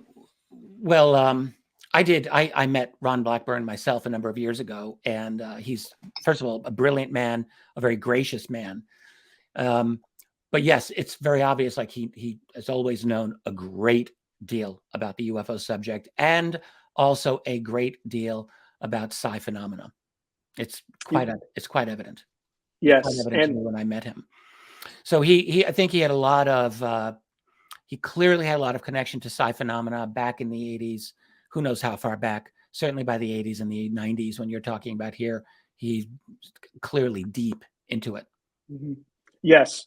Yeah, it's just a really interesting connection I wanted to make there before we kind of jump into Earth tech. He's quite brilliant. He has a PhD as in addition to his military attainments, and did a lot of very sophisticated classified work. Yeah, absolutely. Absolutely. Yeah. Very, very interesting character. Yes. That I wish we had more information about. So I'm hoping that maybe we'll get to see as he, sometimes time makes people more willing to talk, and to share. And so maybe that will happen in his case as well. So I really want to talk about Earth tech, because SciTech is just kind of one half of ATP, if you will. But you also have Dr. Hal Puthoff. He, as we talked about before, was encouraged by Kit Green to start not necessarily Earth Tech, but what would become Earth Tech, the Institute for Advanced Studies at Austin, in 1985. And now Earth Tech has not explicitly talked about remote viewing in terms of their research. They haven't talked about using remote viewing to reverse engineer or anything like that. However, they did look at some really exotic stuff, right? So Earth Tech produced a lot of the Defense Intelligence reference documents that were provided under contract to OSAP BASS. And those 38 DIA papers, yes. Many of them were out of Earth Tech.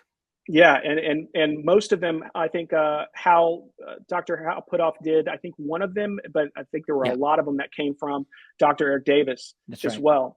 And one of the most interesting papers to come from Earth Tech actually comes from Dr. Kit Green. And that is a paper where he was looking at, in fact, let's see if we can pull out that title. It's on page 120. Okay, you're pretty good with your page numbers, so well done. Here we go. All right, so field effects on biological tissues. That was the name of the study. At least that was the name released in the official list.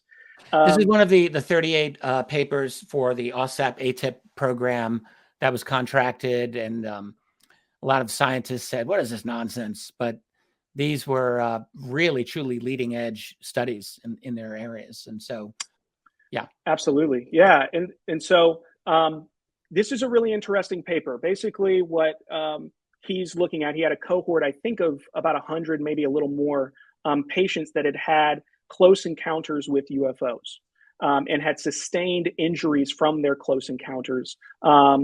And it seems like some of them, maybe there was, minor injuries, minor health effects. Not all of them necessarily had, the imprint or burns on their chest like you can sometimes, imagine with some of these cases.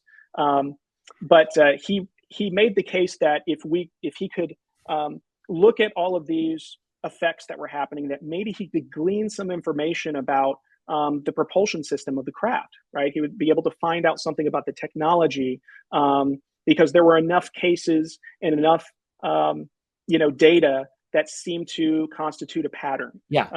Stop right there. Let's just make sure that this point is very clear, because this is one of, there were many, many critical points. This is one. So maybe this was his insight. Wouldn't surprise me. Kit Green's another absolutely brilliant man. That because we're not able to get inside the craft, we can't get into their propulsion, but we can learn things about them from the physical effects that they give to the individuals. We can look at immunoresponse,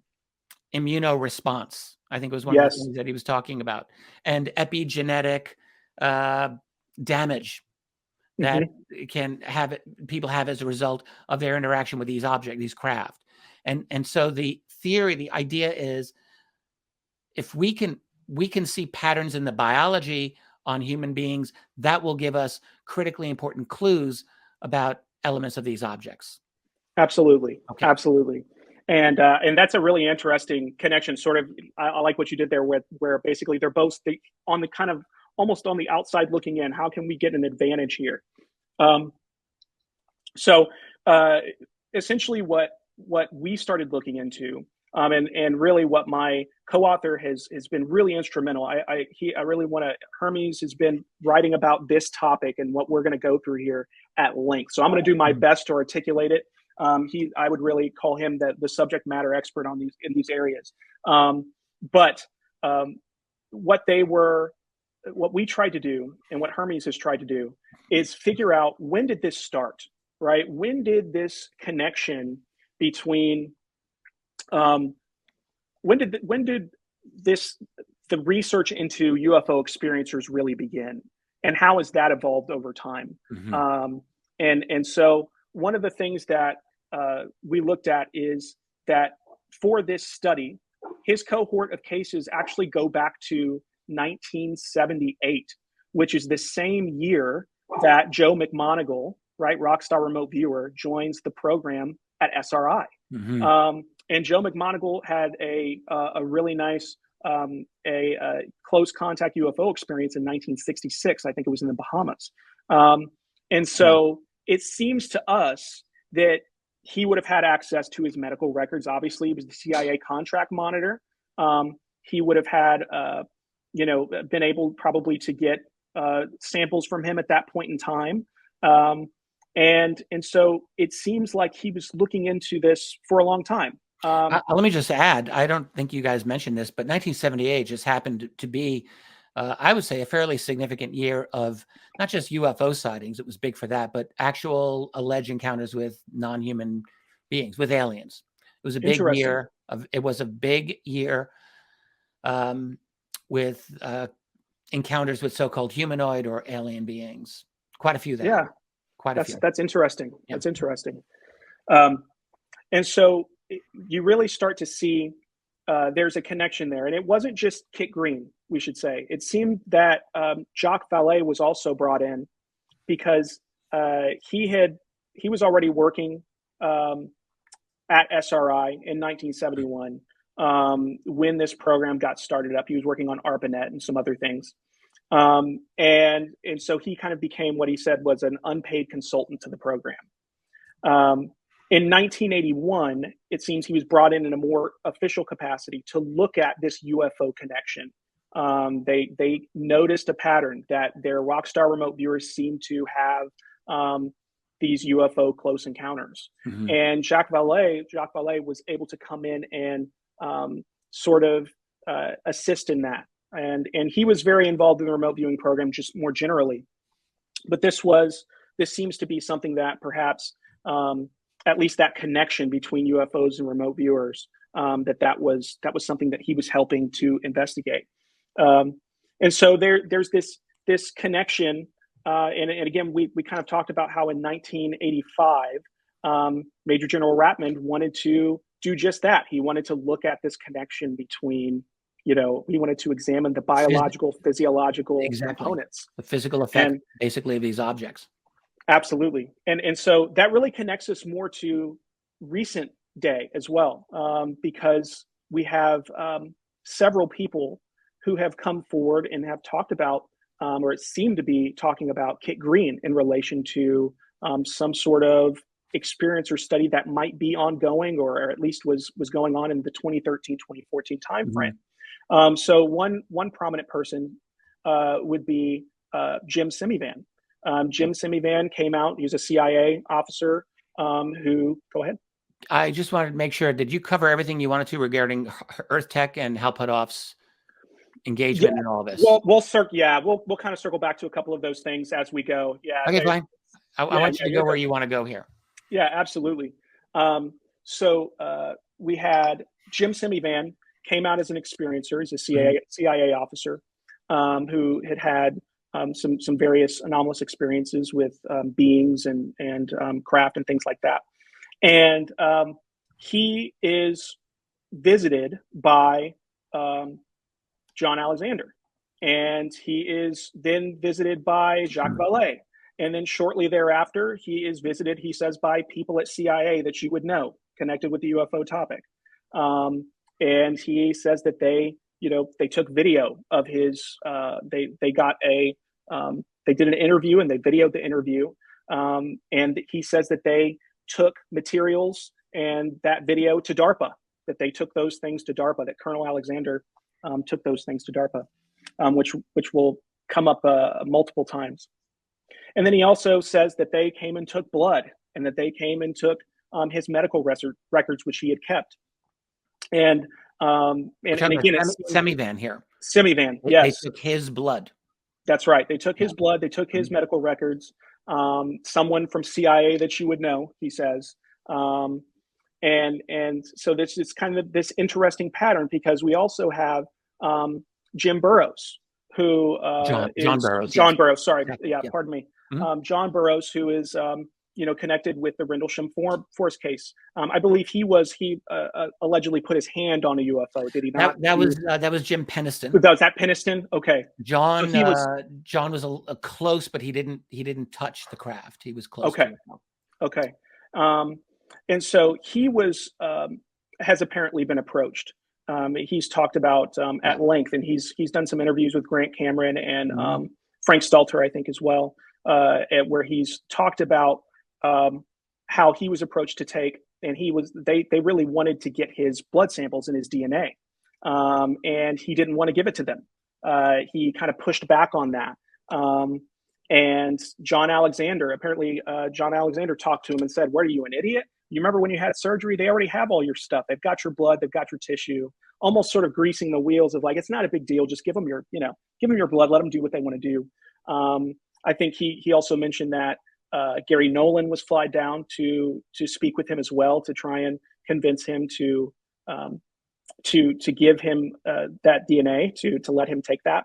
And it wasn't until Dr. Green wrote a letter to the VA, basically verifying that John Burrows had been exposed to some form of radiation, and trying to make sure that he got the care that he deserves.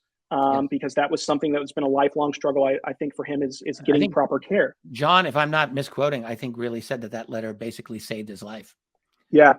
Because he had severe health issues that were as a result, and it was Kit Green's intervention, if I'm remembering this correctly, that actually made it all happen, that John got the treatment that he needed.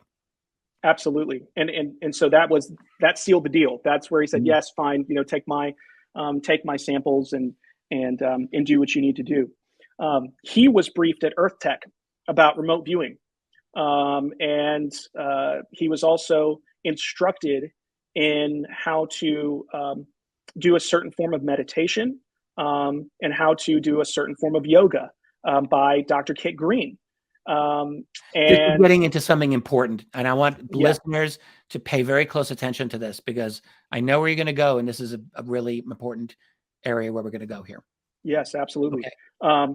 And so he gets this instruction, and we think that this happened. We know that, or at least according to him, it happens at Earth Tech.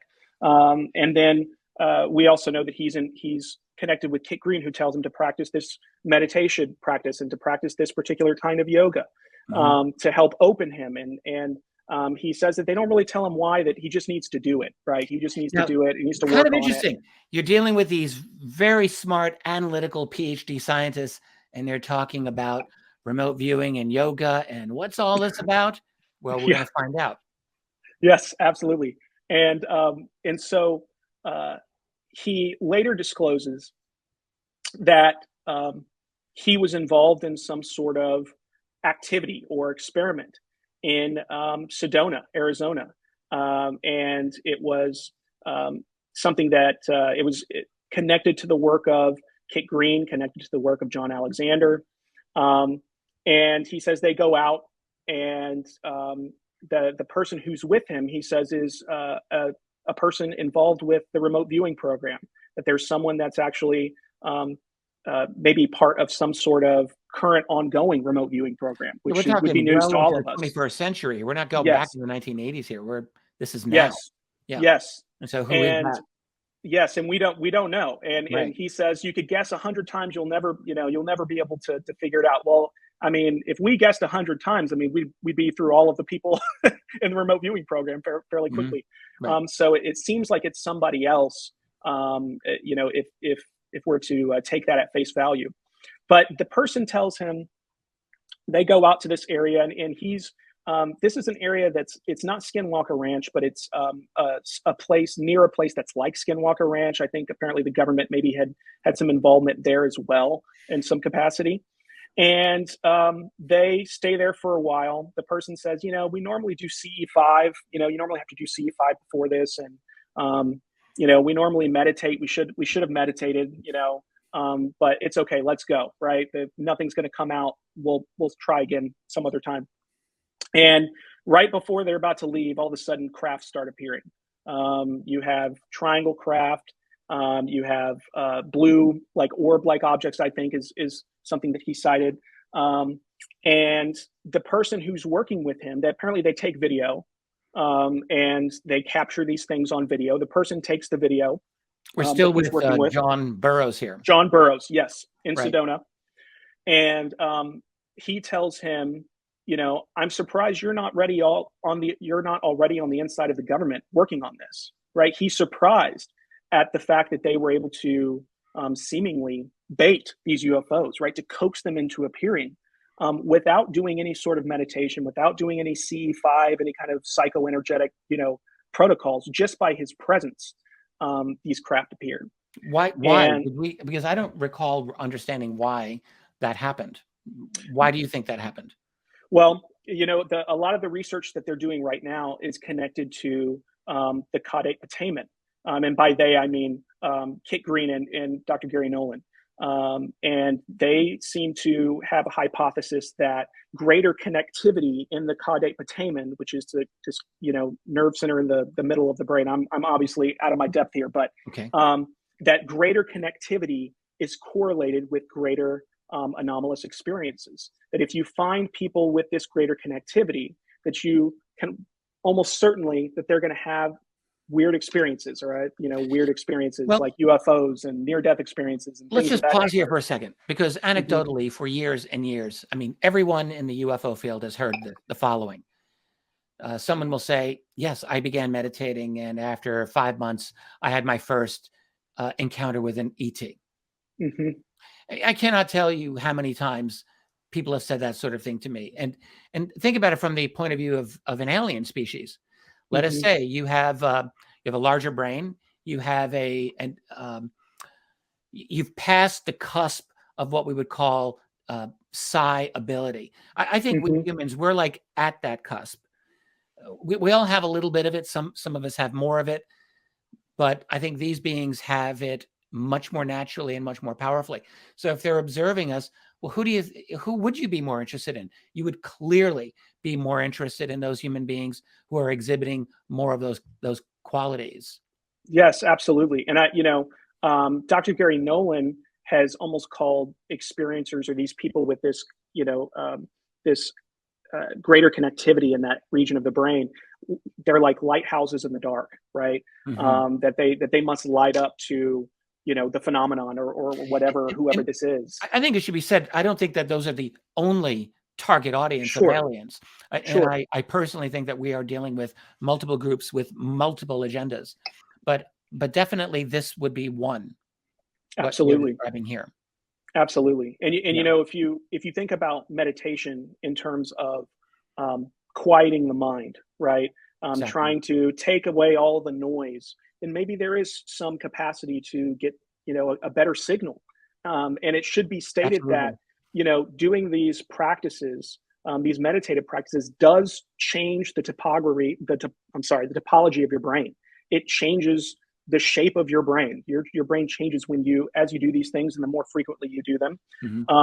And so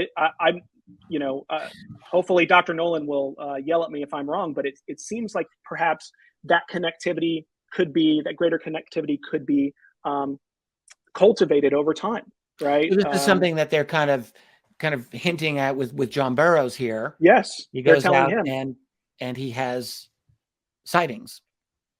Absolutely. And so it hasn't been. I don't think they've decided whether what comes first, chicken or the egg, right? Is the connection first, or is that something that happens as a result of contact experiences and anomalous phenomena? I don't think that they've determined that yet. It's just a correlation at this point, but I think that should be stated.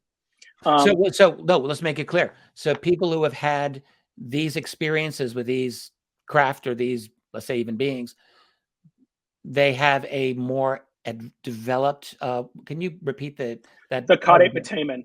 Yes, the caudate putamen. Yeah. So in fact, they have more activity there. It's more advanced Yeah, and in some fact, I way. think we have a picture. We have I a picture. I recall a think. picture, yeah. Yeah, I bet we've got a piece of art in here that looks at that. Um, So this is one feature that is distinctive, apparently, of experiencers.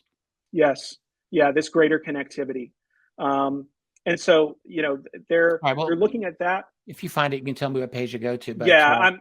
Well, if I see it, we'll now look at it. I want to look at the prominent themes here, and I realize you can't see it. I don't know why you can't see it, but we have the ATP group at top, UFO tracking and baiting more than one way. I want us to talk about that, and the directed energy weapons and UFO takedown. I definitely want to get into those Okay. soon, but we're talking about the official experience of studies, kind of. So I Yeah. don't want to cut that short Yeah. before you're ready to say everything that you want No. to say there. Yeah. No. I think we should talk about DARPA for a second, because I Okay. think there might be an interesting connection there.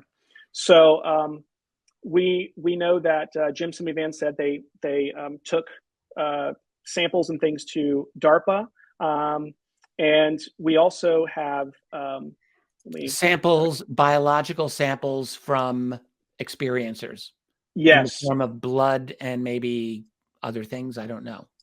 yes, Okay. that's correct. Okay. And that went to DARPA.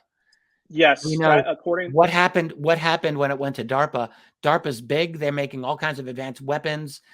They're one of the scariest organizations around, but they're also very, very scientifically proficient in many ways. Why would DARPA want samples, blood samples and tissue samples, probably of UFO experiencers?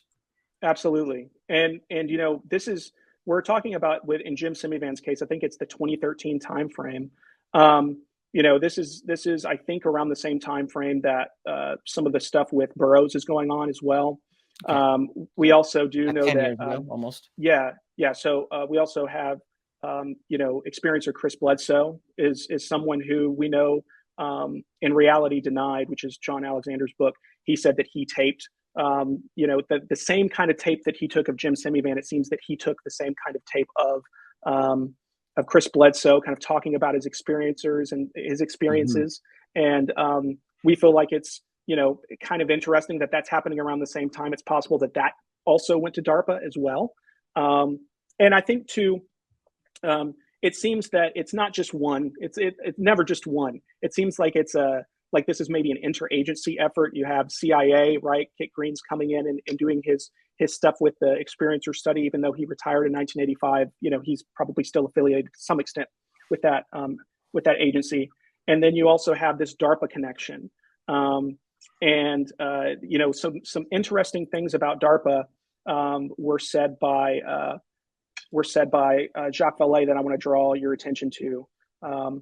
And let's see. So let's go to page 129 because I want everyone to see this. 129. Yep. Should be a picture of Chris Bledsoe. Yep. Yeah. So Alexander. Right. So in this bolded section here, I'm just going to read it if that's okay. Go for it. Just because I think it's important. This is Jacques Vallée. And this is from the forward of his book, Trinity, which is, of course, a very recent book. He said, as my research in computer science took me to Stanford University and to SRI, I contributed to the development of social networking on the early ARPANET and the later Internet as one scientist among one group of principal investigators for the Defense Advanced Research Projects Agency. That work brought me into contact with government teams that had their own files and considerable yet discrete interest regarding the UFO problem at the highest level. Okay. And this is his work at DARPA, brought him into contact with government teams with their own files and looking into the UFO problem at the highest level. Then he goes on to say, those contacts expanded when my colleagues and I developed a series of venture capital funds to invest in medicine and high tech, an activity that continues today. And again, this was written, I don't know the exact year. It's like last year it came out. Sure. And so one of the things that we wonder is, he says he developed this venture capital fund with his colleagues. Dr. Kit Green is absolutely a colleague of Jacques Vallée. Oh, yes. And he, according to Kit Green's CV from 2007, it lists him as the chairman and CEO of a company called Med4 Incorporated. And we believe we believe, we don't know, that this might be his personal company, Med4 Incorporated. And we see personal company. Kit Green's. Yes. And we do see that logo actually is on the front. If you go to page 139. Yep. Whoops. Wrong. There we go. Yeah. So there it is. This is on that Defense Intelligence reference document that he submitted to Earth Tech, under contract for OSAT BASS.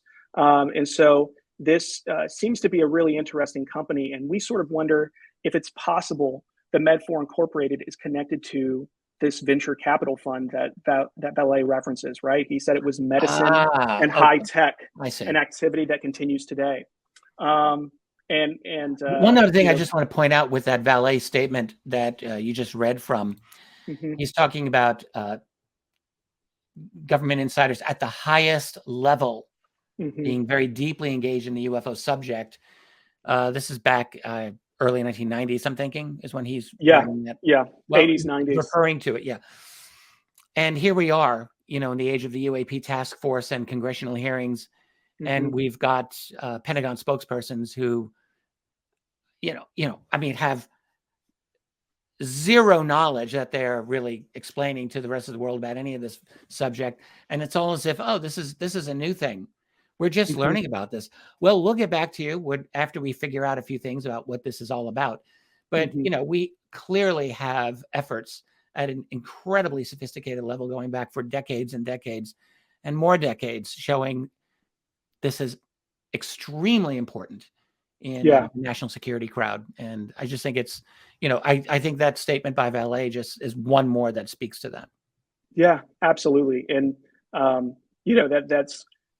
it was just so interesting to see that connection all the way through. I'm trying to think of where else we can kind of get into before we jump into jump back to some other topics. Well, I think, I would like to go into UFO tracking and baiting, because we've really we've been going around that. But what I think one of the most important takeaways that I personally got out of this book, Loose Threads, is that there appears to be a long-standing effort by U.S. intelligence and the military community to identify where these objects are, and to learn everything that can be learned about them on the inside and the outside, obviously. So therefore, remote viewers were important for that.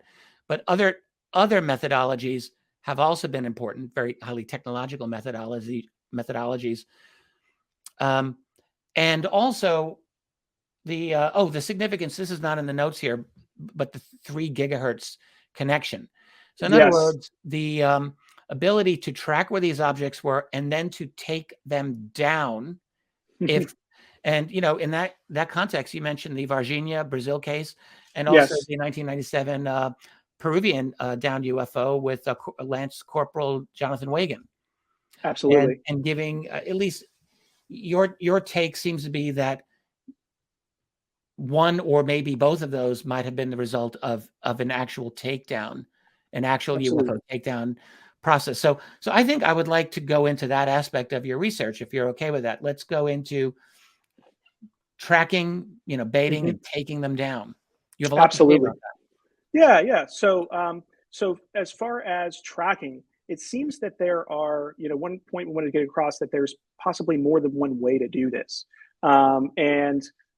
Trackers were something that were being discussed or rather detectors were being discussed at the Advanced Theoretical Physics Working Group. It was, in fact, I think the number 1 or 2 priority was to develop these detectors and deploy them. And one of the things that they referenced were magnetometers and some sort of magnetic tracking device. And Ron Blackburn, this is an old idea. This goes back into the 50s, but no one's forgotten this. But keep Yeah. going, please keep Yeah. going. Ron Blackburn had apparently developed some sort of magnetic UFO detector over at Kirtland Air Force Base. And so I think the story goes that those were stolen or something like that after he was getting ready to retire or something. They were in some crates and they went missing. Well, yes, and there there were I'm pretty sure I'm remembering this correctly. There were teams, I don't think they were standard military guys, who would go in and recover that data. No one could tell them what to do. They went in, they would collect essentially the black box of data, and they were gone.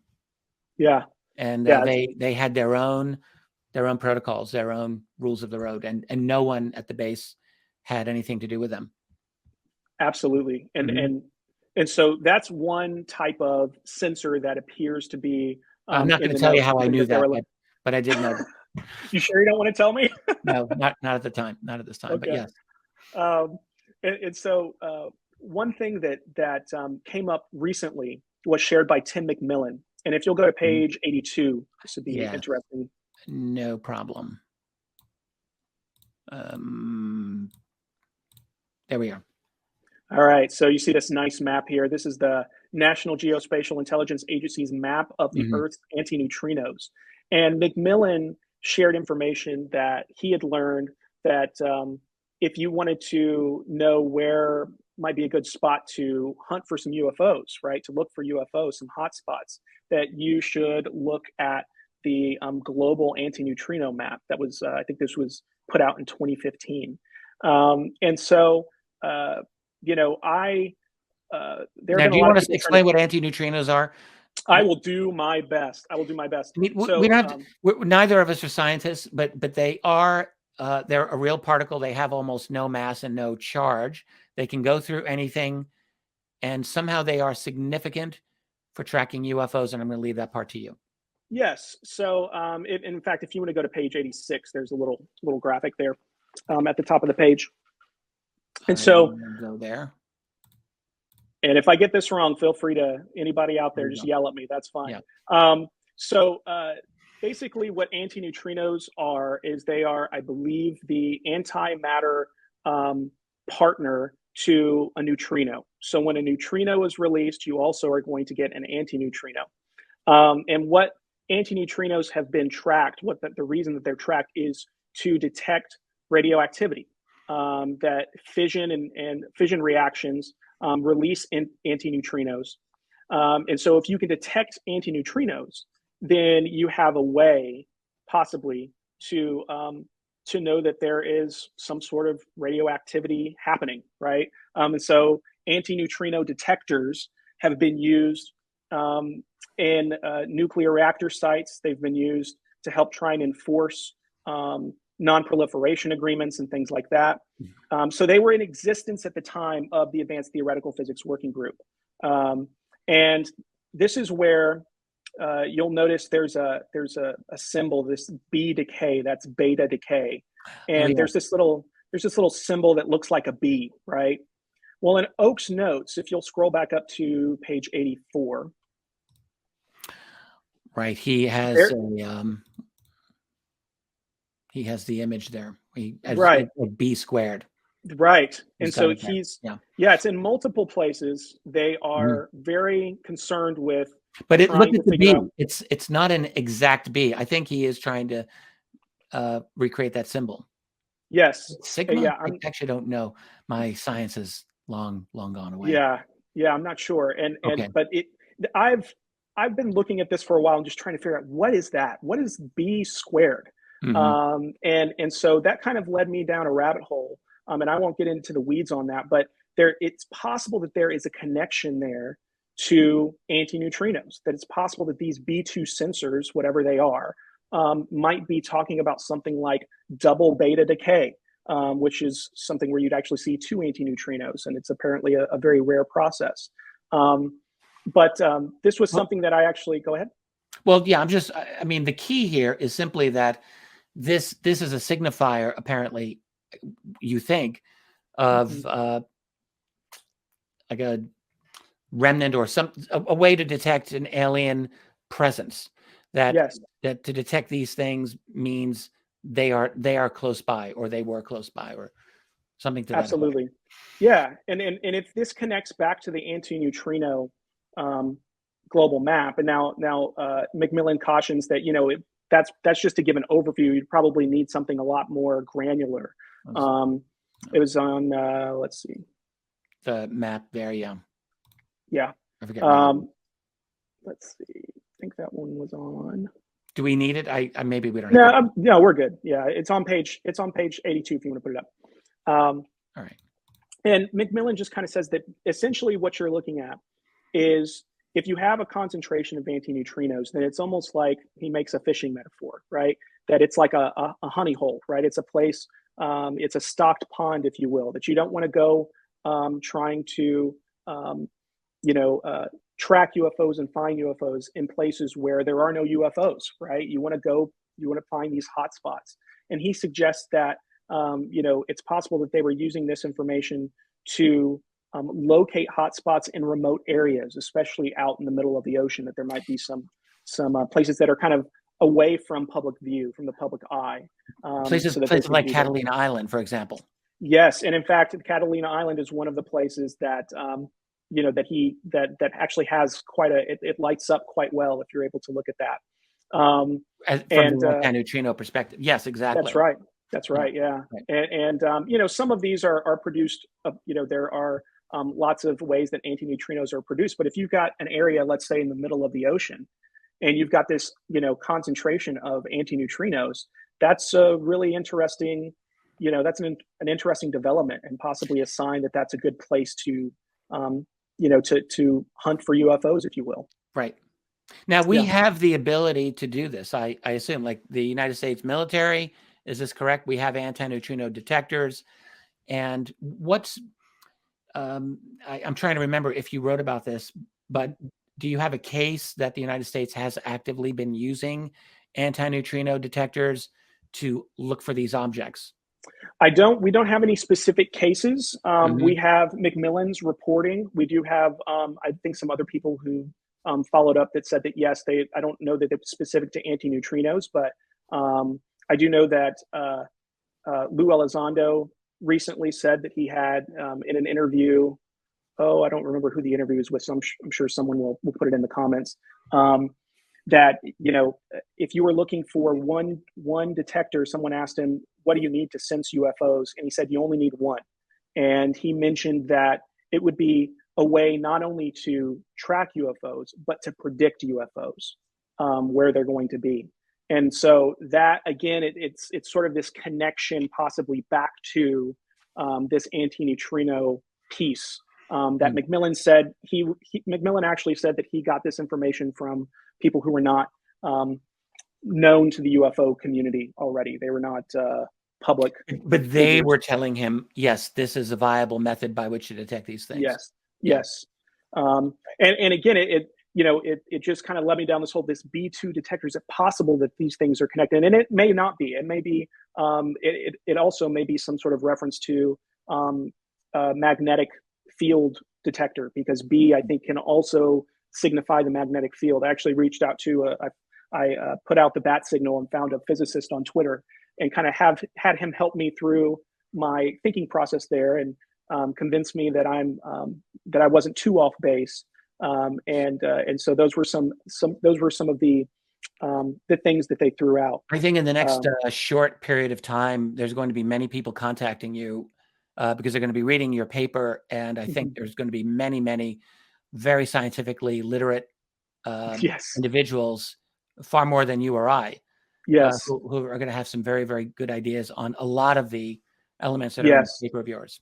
Yes, and I hope they will. That's one thing I really hope comes out of this. They'll just keep on. They'll correct us. But you that's one really kind of tracking. I'm sorry. So you're saying this is a way to detect them, but also there has been an effort, you believe, to bring these objects down. Yes. And could you speak to that? Yes. So one effort that we believe, or at least the way we kind of stumbled into this, was looking at Braddock, Dunn, and McDonald, BDM, where the Advanced Theoretical Physics Working Group was holding their meetings. We found that BDM was very involved in EMP research. We were able to locate 10 papers that were over things like EMP hardening. They were over EMP effects on aircraft. There was also something. They were involved in the management and operation of something called the trestle, which I think I have a picture. Let's see, on BDM EMP. So that's going to be on page 67.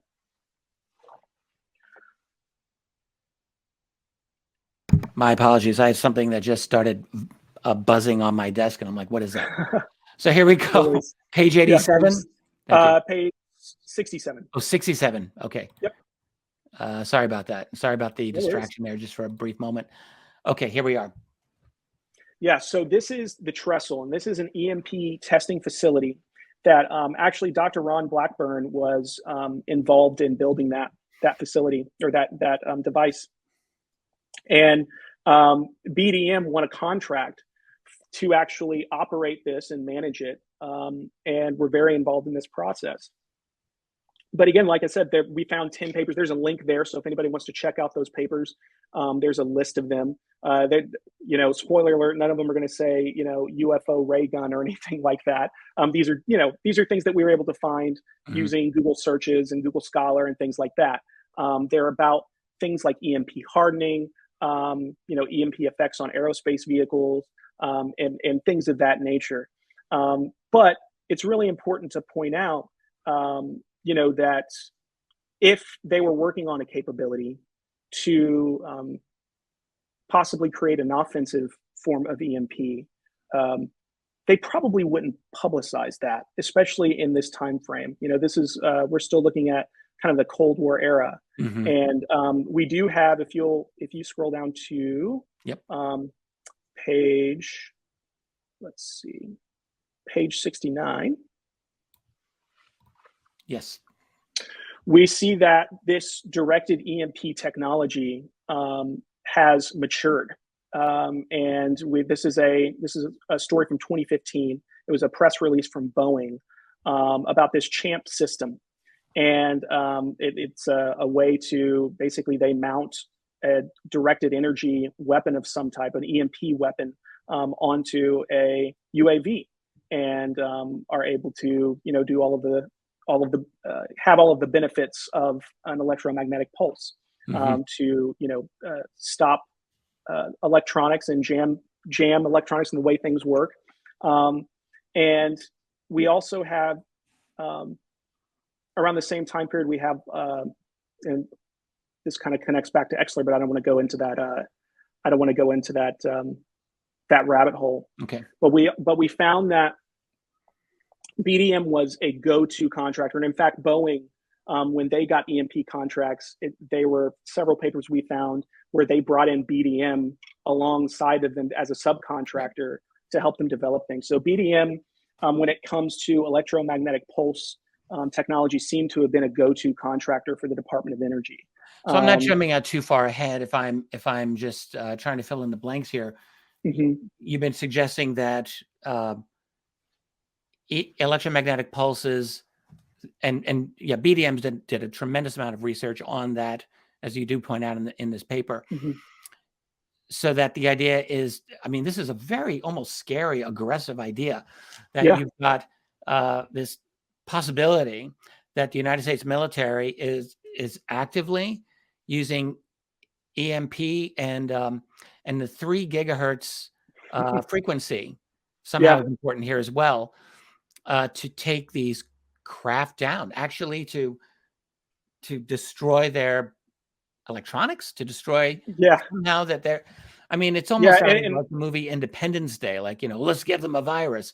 But this seems to be a genuine possibility here, is what you're discussing. Yeah, it seems to us to definitely be an interesting possibility, that's for sure. And you can actually see on that same page, Lou Elizondo recently was interviewed by our friend James Iandoli on Engaging the Phenomenon, and asked him about EMPs, right? And he told him, yes, there is some truth to the fact that an electromagnetic pulse of energy can interfere with whatever this technology is and its propulsion.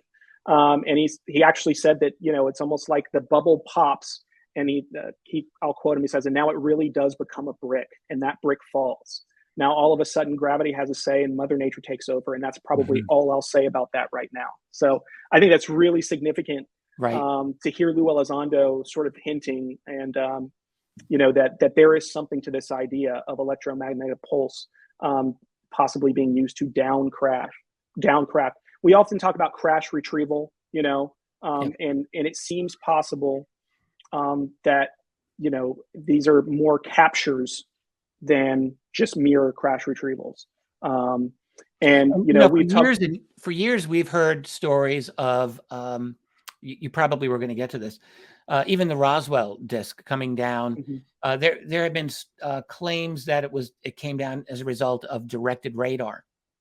Yes, yeah, and that connects back to our 3 gigahertz. Exactly. Yeah, let's jump there, because I think that's interesting, because it's kind of a historical piece, right, as well. So in Oak's notes, and in fact, if you will, let's go to that so we can kind of see that. That's on page 90. 90. Okay. I'm really quite impressed that you know so quickly what pages to go to here. It's no magic. I've got the doc here. So right. it's kind of, still pretty good. So here we are. All right. So 3 gigahertz is in Oak's notes. They are talking about 3 gigahertz in multiple places. And in fact, there's that second clip there gives some really specific information. It's not just 3 gigahertz. It's this, the pulse width and the 600 hertz PRF and vertical polarity and all of this information. Okay. I think it's a range of like just below 3 gigahertz up to 3 gigahertz. Right. I believe. Yeah. And so, this is significant because Dr. James E. McDonald in 1971 published a study of a 1957 incident over the South Central United States.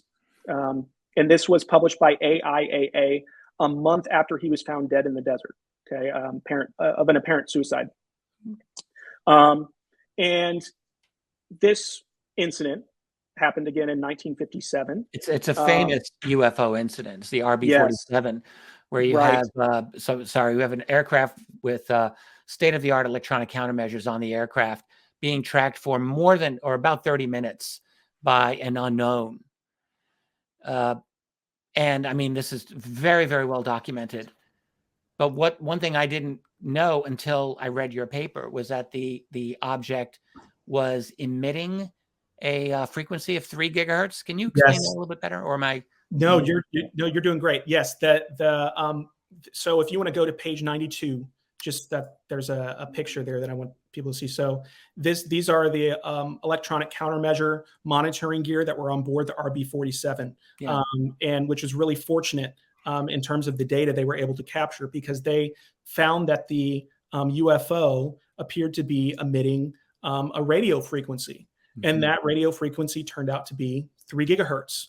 And the operator, or the operators, remarked to the investigators that it was very similar to ground-based radar. And in fact, they thought it might be ground-based radar. But they realized that as they were moving, the frequency was moving too. And when the UFO would move away, the frequency would move away as well. And so there was this connection between this frequency that the craft was emitting, and also this ground-based radar connection, which we'll get to in terms of downing. So this UFO or UAP had the same frequency as ground-based radar. Yes, S-band radar, which operates in the 3 gigahertz range. Yes. Okay. Thank you for that clarification. So I'm gathering that the idea that you and your co-author had is that the fact that it might be the same frequency would somehow inhibit the performance of the craft itself. Yes, and in fact, that came from the Guy Hoddle memo. Oh yes, I'm so glad you brought that one up. The 1950. And if you want to, I think that's I don't know if you've got, do you have that on this version of the document here? It is, it's linked, but I didn't actually clip it. But if you go to 94, page 94, there's something else that's interesting there as well. Okay, there we go. So that screenshot at the top, that is the last UAPTF report that we got. And this is talking about, this is in a section that says, and a handful of UAP appear to demonstrate advanced technology. And it says at the bottom there that in a small number of cases, military aircraft systems processed radio frequency energy associated with UAP sighting. So this is a correlation, right, back with what they were seeing, in the 1950s, they're also seeing here. And, Guy Hoddle had a source who said that there were, 3 craft that were retrieved, 3, I think they said saucers that were retrieved. Now, obviously, Trinity was not necessarily a saucer, but we believe that he's referencing the Trinity, the Roswell, and the Aztec cases in that time frame. And his source tells him that he believes that it was due to a very high-powered radar that interfered with the craft's propulsion system. This is in the memo, yeah. Yeah. I mean, it's a famous memo, yeah.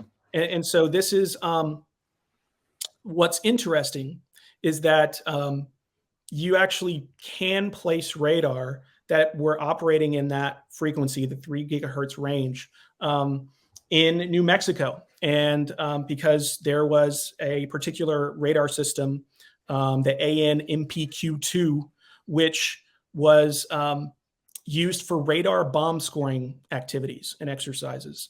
And it was also used at White Sands for tracking the missile tests that they were doing as well. Now, it's radar can be used in different ways. I mean, I am far from an expert here, but I do believe that there are ways of directing a radar signal in such a way. And I think some of these earlier 1940s radars might have been like this, where they were very, very tightly directed. And this is what I recall hearing, and that might have been one method by which it almost could be used as a weapon, like a way to interfere with the operation, the electronics of the craft. Absolutely. Does that make sense to you? Am I actually? No, you're yeah, absolutely. And one of the correlations that I want people to see as well is that the group that was stationed at Roswell was a bombing squadron, right? That was at Roswell Army Airfield. Yeah. And so they very well might have been using these radars for their radar bomb scoring tests in the during that time frame. And it's also important to note that in the Trinity case, the actual first witness to the case, other than the children, was a bomber on some sort of training activity or exercise, actually saw the craft down. And so it's possible that maybe this was not on purpose. It's possible that this was just something that they discovered on, quite on accident in the 1940s. It's kind of a weird thing to think about because aircraft at the time, I presumably would not have been susceptible at all to these types of radar signals. Right. But they were far less electronically sophisticated. And it's a weird thing to imagine that potentially alien craft, which we like to think is so vastly advanced from ourselves, would be vulnerable to such a relatively simple technology. That's true. And it's possible that, I think often when we discuss these technologies, we presume that they don't evolve, right? They don't get better over time. They don't need to, because they've been just as advanced as they were in the 1940s. That's how advanced they are today. And I don't know that that's necessarily, that it has to be that way. It's possible that, there was an S-band radar that they had to worry about prior to that. So why worry about it? It wasn't, it's possible that these. Right. I think you're exactly right. Now, I would argue the same thing, that they have responded to us in our development over the years. Yeah. Now, I strongly doubt that the Tic Tacs, now this is just me firing from the hip, are going to, that S-band radar is going to, interfere with their, with their propulsion. That being said, the Spy 1 radar is an S-band system, and we do know that there is data that was taken from the Hawkeye during the Nimitz incidents, and that that information has not been put out there. But it's possible that this UAPTF report that was talking about radio frequencies being emitted from the craft, it's possible that that's sort of coming from those the Hawkeye. We don't know that. It's just an interesting possibility. And then we also made a connection to Bob Fish, who also told he was emailing with John Podesta. This came out in WikiLeaks. Okay, yes. The year that it came out. But just talking about that, they had identified, I think being the Navy, had identified a particular frequency that the craft would emit when they would come out of the water. And so again, you have this frequency thing. It just keeps coming up over and over and over again. And it's possible that this 3 gigahertz thing it has legs, that it's possible that they were right back in 1985 to be looking at this and seriously considering it.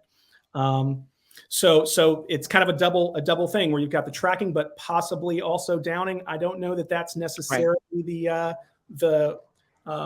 the way to do things these days, but I don't know. We have no idea. Maybe it still works. I'm not cutting this short. We've been going for about 2 hours here. This is we've covered quite a lot of ground. Absolutely. And I just feel as though it would be a good place for us to just review the key takeaways here that you've been discussing.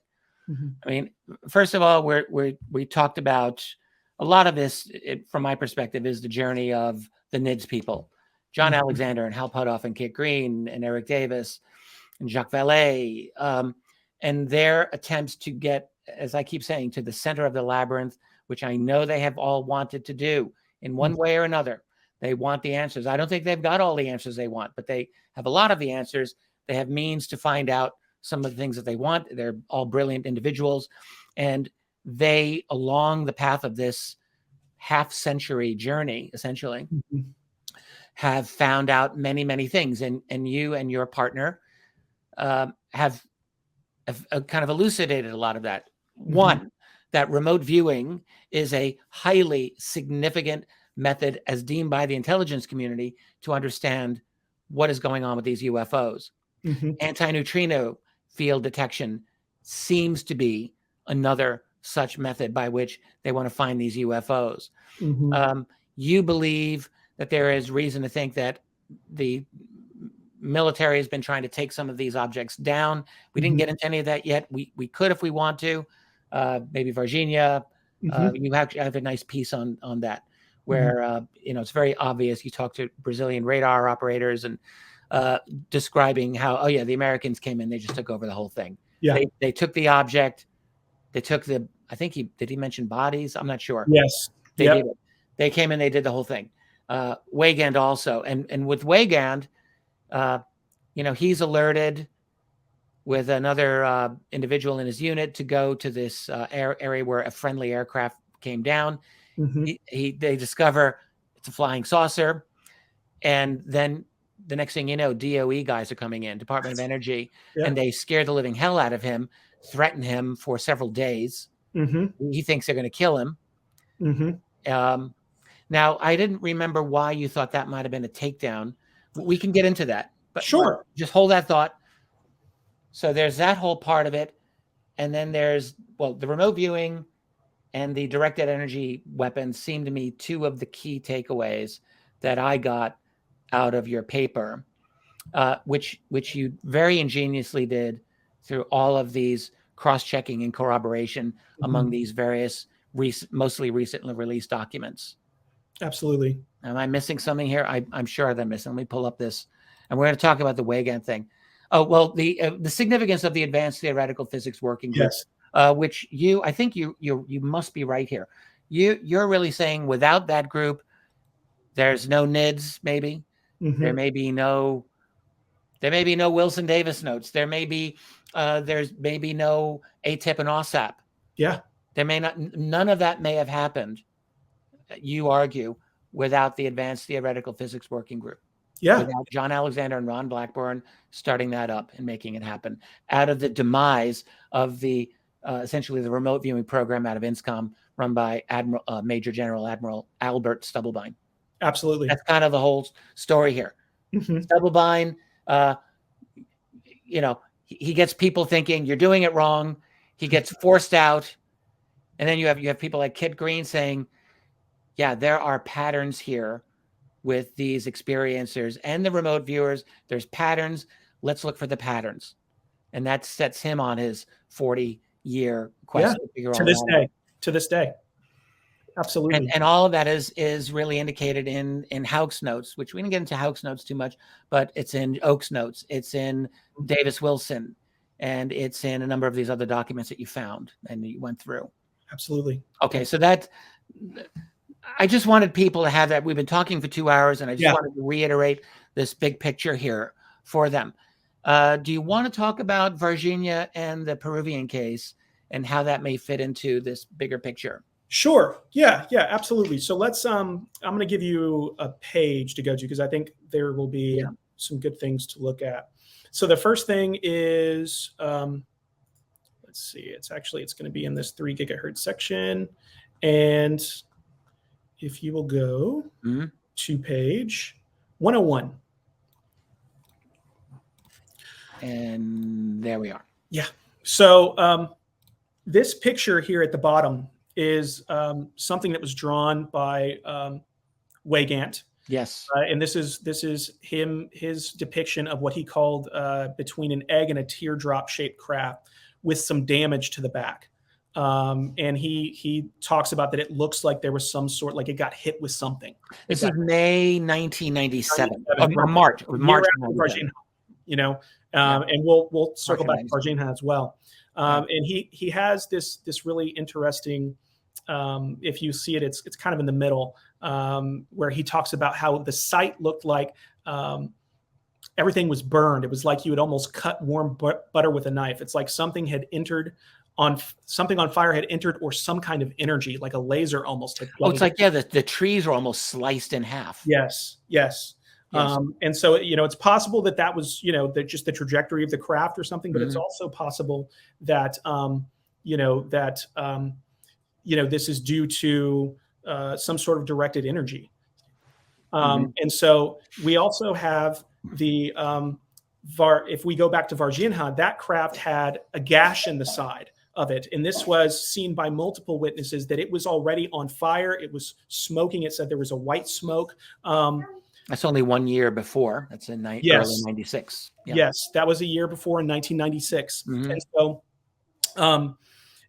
we see these two, and it's kind of interesting that these two cases are so close to each other chronologically, and also in the area. I mean, obviously, they're not the same country, but it's in South America. Close enough, yeah. And then you have all of the sudden, inexplicably, right? You have the United States swooping in and taking this material away. One thing that we, really thought was important was to show, in terms of the importance of directed energy, is that Colonel John Alexander, was really, really, I mean, when it comes to directed energy, I mean, this is the guy. He was over a program in the billions with the Army, and then would go on to work at Los Alamos National Labs, working on the same kind of information or same kind of technology. So he would probably be a really good person to interview about, I don't know how much of it is classified, but he would be a really great person to reach out to, just to kind of like find out, hey, how far have these directed energy, weapons gone? What is, how far has this gone? I know that Dr. Eric Davis, he went out of his way to mention that the Navy is way ahead of the pack on directed energy. And he made a correlation that, look at the Navy's they're way out, Army, Air Force is way behind. They're barely doing prototypes, but the Navy's, they're ahead of the pack, and look, lo and behold, they're the ones who are really running with the ball with this, with this current effort to deal with UFOs. And the real thing I would want to know about is whether the United States military actually has a standing policy of just taking these things down. And I really wonder about that. And I somehow doubt that they're just going to be willy-nilly saying, there's one, let's get it. Yeah. I don't think so, because I mean, these things are all over the world. Yes. And, you know, no one really knows if has ever been active behind the scenes communication, but there's been an awful lot of speculation, and sometimes I think very informed speculation along those lines, that there actually has been communication. So, you know, what the relationships are is I always liken it to being at a ball game without a scorecard. You don't know who the players are. And that's kind of our problem that we have here, because I want to get back to your book, but if you have multiple groups that are here, let's just say there are multiple groups, then do you want to take them all down? Maybe you don't. So it's really a matter of identifying friend and foe, if it works that way, or at least who are the most hostiles, or who are the ones that you really want to take out of the sky. And that's a whole other. Yeah. Could be a tangled mess and a very difficult scenario, I could imagine, for the black budget world to, you know, how do you do that? So, I mean, I could imagine that it might be something that they would do, but I can't think that it would be, you know, a universal thing that they do. Plus, there are just too many of them. There are hundreds every day around the world. Yes. You go to the National UFO Reporting Center on the web, and I mean, admittedly, they're not all genuine UFOs, clearly, but there's an awful lot. He publishes, you know, 5,000 to 10,000 sightings a year. Well, up to 8,000 sightings a year. Yes. And that's just North America. You know, the rest of the world is essentially a blank slate as far as data goes. We don't have a lot of information. Yeah. Anyway, that's all I want to say on that. And so let's go back with Weekend in Peru and in Virginia in Brazil. What more do we really want to say here? I think that you bring up a good point. You know, I think that this would need to be very coordinated. I don't think it would be willy-nilly at all. I think it would be, you know, planned in advance. And, you know, it's possible that it's no coincidence that maybe these states that aren't, you know, necessarily client states of the United States, but definitely would play ball if we needed them to. That clients, you know, or maybe they are. They're being naive. Close to that status in many cases. That this happens, and you know, especially in Weygand's case, it seems like as soon as they got there, the DOE guys were there. Like they were on it. And it almost like they, you know, knew that this was going to happen, right? That they had a team prepared and they were ready to swoop in and do their thing. That's right, because he seemed to have gotten an order. I mean, he's just following his order. They're like, go in there and investigate. Yeah. And the next thing he knows, the DOE is all over him. Yeah. So, you know, clearly I would think his supervisors were not aware of this either. Yeah. They probably didn't know. Yeah. Right? I mean, he names names of other people that were with him. And, you know, these people, like, they exist. People have found these people. And so that's another avenue for, I think that's a really important case that, you know, researchers could really dig into and try and identify these people, especially if there are, you know, anybody working on this in an official capacity that's looking for someone to interview, right? Maybe not enough has been said about that case. I mean, we learned about it through Stephen Greer's disclosure effort, which is very, very good. It's good that we got that out. But I don't know whatever happened to him. I don't know if he's made himself scarce. He's certainly not very visible in the UFO community, to my knowledge. But he would be worthwhile to find. Absolutely. Yeah, absolutely. Absolutely. And so one of the things I'm trying to think of, did we talk about baiting using experiencers? Did we talk about this? I thought we were going to when you mentioned John Burroughs earlier. Yeah. So, but why don't you expand on that? And that might be the last big theme that we want to get into here. Yeah. That sounds good to think of.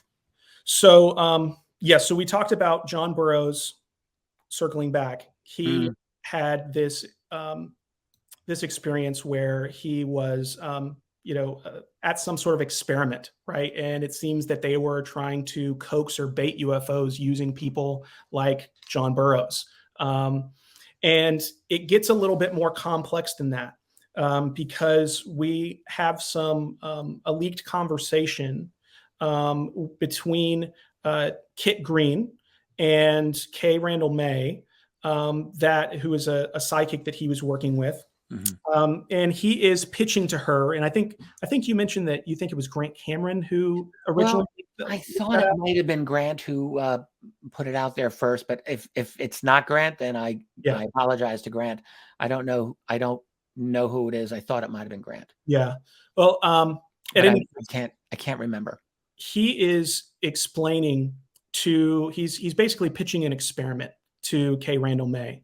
And he essentially what he wants to do is he wants to put her in an MRI machine, and he wants to put I think it was Uri Geller in another MRI machine, and he wants them to attempt to communicate through like a telepathy, if you will. Yeah, that was an interesting twist, like using an MRI machine for that. Yes. For that yeah. And so I think his idea there is that, if he can see this going on and they can image the brain while it's happening, then they'll be able to identify which parts of the brain are operative, right, in this psychoenergetic process, right? Sure. It's a very interesting experiment and an idea, and it's not something that he came up with on his own. He was working in China with a researcher, I think it was called Gao or something like that. This was something that was tried in different places. And it should be noted that he was not doing this alone. He proposed that Dr. Hal Puthoff was going to be, involved in this and helping doing some of the calculations and some of the software aspects of it. And he also said that he had a sponsor that wanted to fund the whole thing. We're not sure who that sponsor was, but there was a very, very interesting experiment that he proposed. We also have, I believe he's a journalist and an author, Gary Beckham, who around the same time frame proposes an experiment to be carried out at Skinwalker Ranch. And basically the idea would be that you wouldn't take an MRI machine to Skinwalker Ranch, right? That would be pretty impractical. But that you would have a sender and a receiver. And you would have one off-site in an MRI machine, and then you'd have the other. He said as close to the kind of the epicenter of the Skinwalker Ranch phenomenon as possible. And he even says almost kind of like in harm's way, and then have them in. I think it's about quantum entangling the brain, if you will. I don't want to get into any of that, but that's right. What we're looking at: quantum communication, telepathy, and then to basically coax the phenomenon into interfering with that entanglement. And that if they could do that, then perhaps they'd be able to track or to document signatures through the receiver in the MRI machine off-site. That's incredible. This is advanced stuff. Did they do this? We don't know for sure if they did it. However, we do have an interesting. Let me find the page because I don't want to misquote. Because that's a hell of an experiment. Yeah. So go to page 135. Okay. Now that's not that's not like a government experiment. This is, we're talking about an idea, right? A very, very interesting idea. And I will say that you do have Kit Green who's saying that he wants to do this with Kay Randall May, or at least maybe not at Skinwalker Ranch, but at least pairing these two folks up in MRI machines and entangling their brains. Did you say page 139? 135. Oh, 135. Okay. Let's go back. There we are. So there is some information that seems to imply that Bass possibly was involved, with these kinds of experiments. So I want to just read, because this was posted on KLIS in 2018, and this was a senior official at Bass. It said the statement claimed that Bass attempted to bypass UFO deception and manipulation of human perception. This is important. Okay. That sounds directly related to the kind of experimentation we're talking about. Exactly. by decoding its biological consequences. So again, we're looking back at Dr. Kit Green's studies that he's looking at DNA and epigenetics and things of that nature. In other words, it viewed the human body as a readout system for UFO effects by utilizing forensic technology, the tools of immunology, cell biology, genomics, and neuroanatomy. This novel approach supposedly resulted in a revolution in delineating the threat level of UFOs. And so this is just 2018 out of Bigelow's organization, BASS. Yes. Right. And so this seems to be now, of course, they have strongly, and we don't know that this happened. And they have said, we made sure that they did everything on the up and up, and they were, not doing any sort of human experimentation. But it seems like it would be almost impossible to not do human experimentation and or at least use human subjects and achieve the results that they claim to have achieved in that statement from 2018. So, that was it seems to us reasonable, especially considering that you do have Dr. Eric Davis, who Colonel Alexander has sort of identified as a magnet to the phenomenon at Skinwalker Ranch. And Eric Davis himself has talked about, that he has given blood samples, that he has participated in those studies that Dr. Green was working on. It makes perfect sense. He spent so much time at that ranch. And so anyway, that was using experiencers to bait and coax, especially this sort of hearkening back to Ed Dames, this sort of transcendental, this more complex portion of the phenomenon seems to be a thing in some way, shape, or form, that they are using humans for that purpose. Yes, using experiencers as bait. And I'm not even commenting it's not difficult to see why this would be a desirable thing to do if the experiencer is willing to participate in that manner. If it's they get on the up and up, it's on the up and up. That's right. But the other thing about it is, and this is another key idea, and this really seems to originate with Dr. Kit Green, and also followed up by Gary Nolan. This idea of carefully studying the biological and all physiological effects down to the cellular level and maybe beyond of experiencers by these objects. And by the way, the British Condign report, which I don't think you mentioned in your paper, but that also brings up this phenomenon, describing John Burroughs is the guy who really found the key passages in the Condign report. I mean, no one else had paid attention to it. John found it, where the UK military is looking at the exact same effects here, the biological effects of these UAP, as they identify them there, on anyone unlucky enough to get close to them. So that there are distinct biological effects on the human body. And so there's this entire school of thought now that's looking into it. And, it's never really been clear, are Kit Green and Gary Nolan just off on their own, doing their own little private research, or is this part of a broader effort that has real backing and a funding stream, as Kit Green would call it, and who's providing the funding for that? And I don't know if you really got into any of that, and I don't know if we have answers to that. Yeah, I think that our the hints that we've seen is it seems like anytime they show up, it's CIA, right? That this is some sort of a program involving, to some extent, CIA. That Kit Green, even Dr. Gary Nolan, when he talks about first being introduced to this kind of group of individuals, says that, then the CIA showed up. And so I do know that even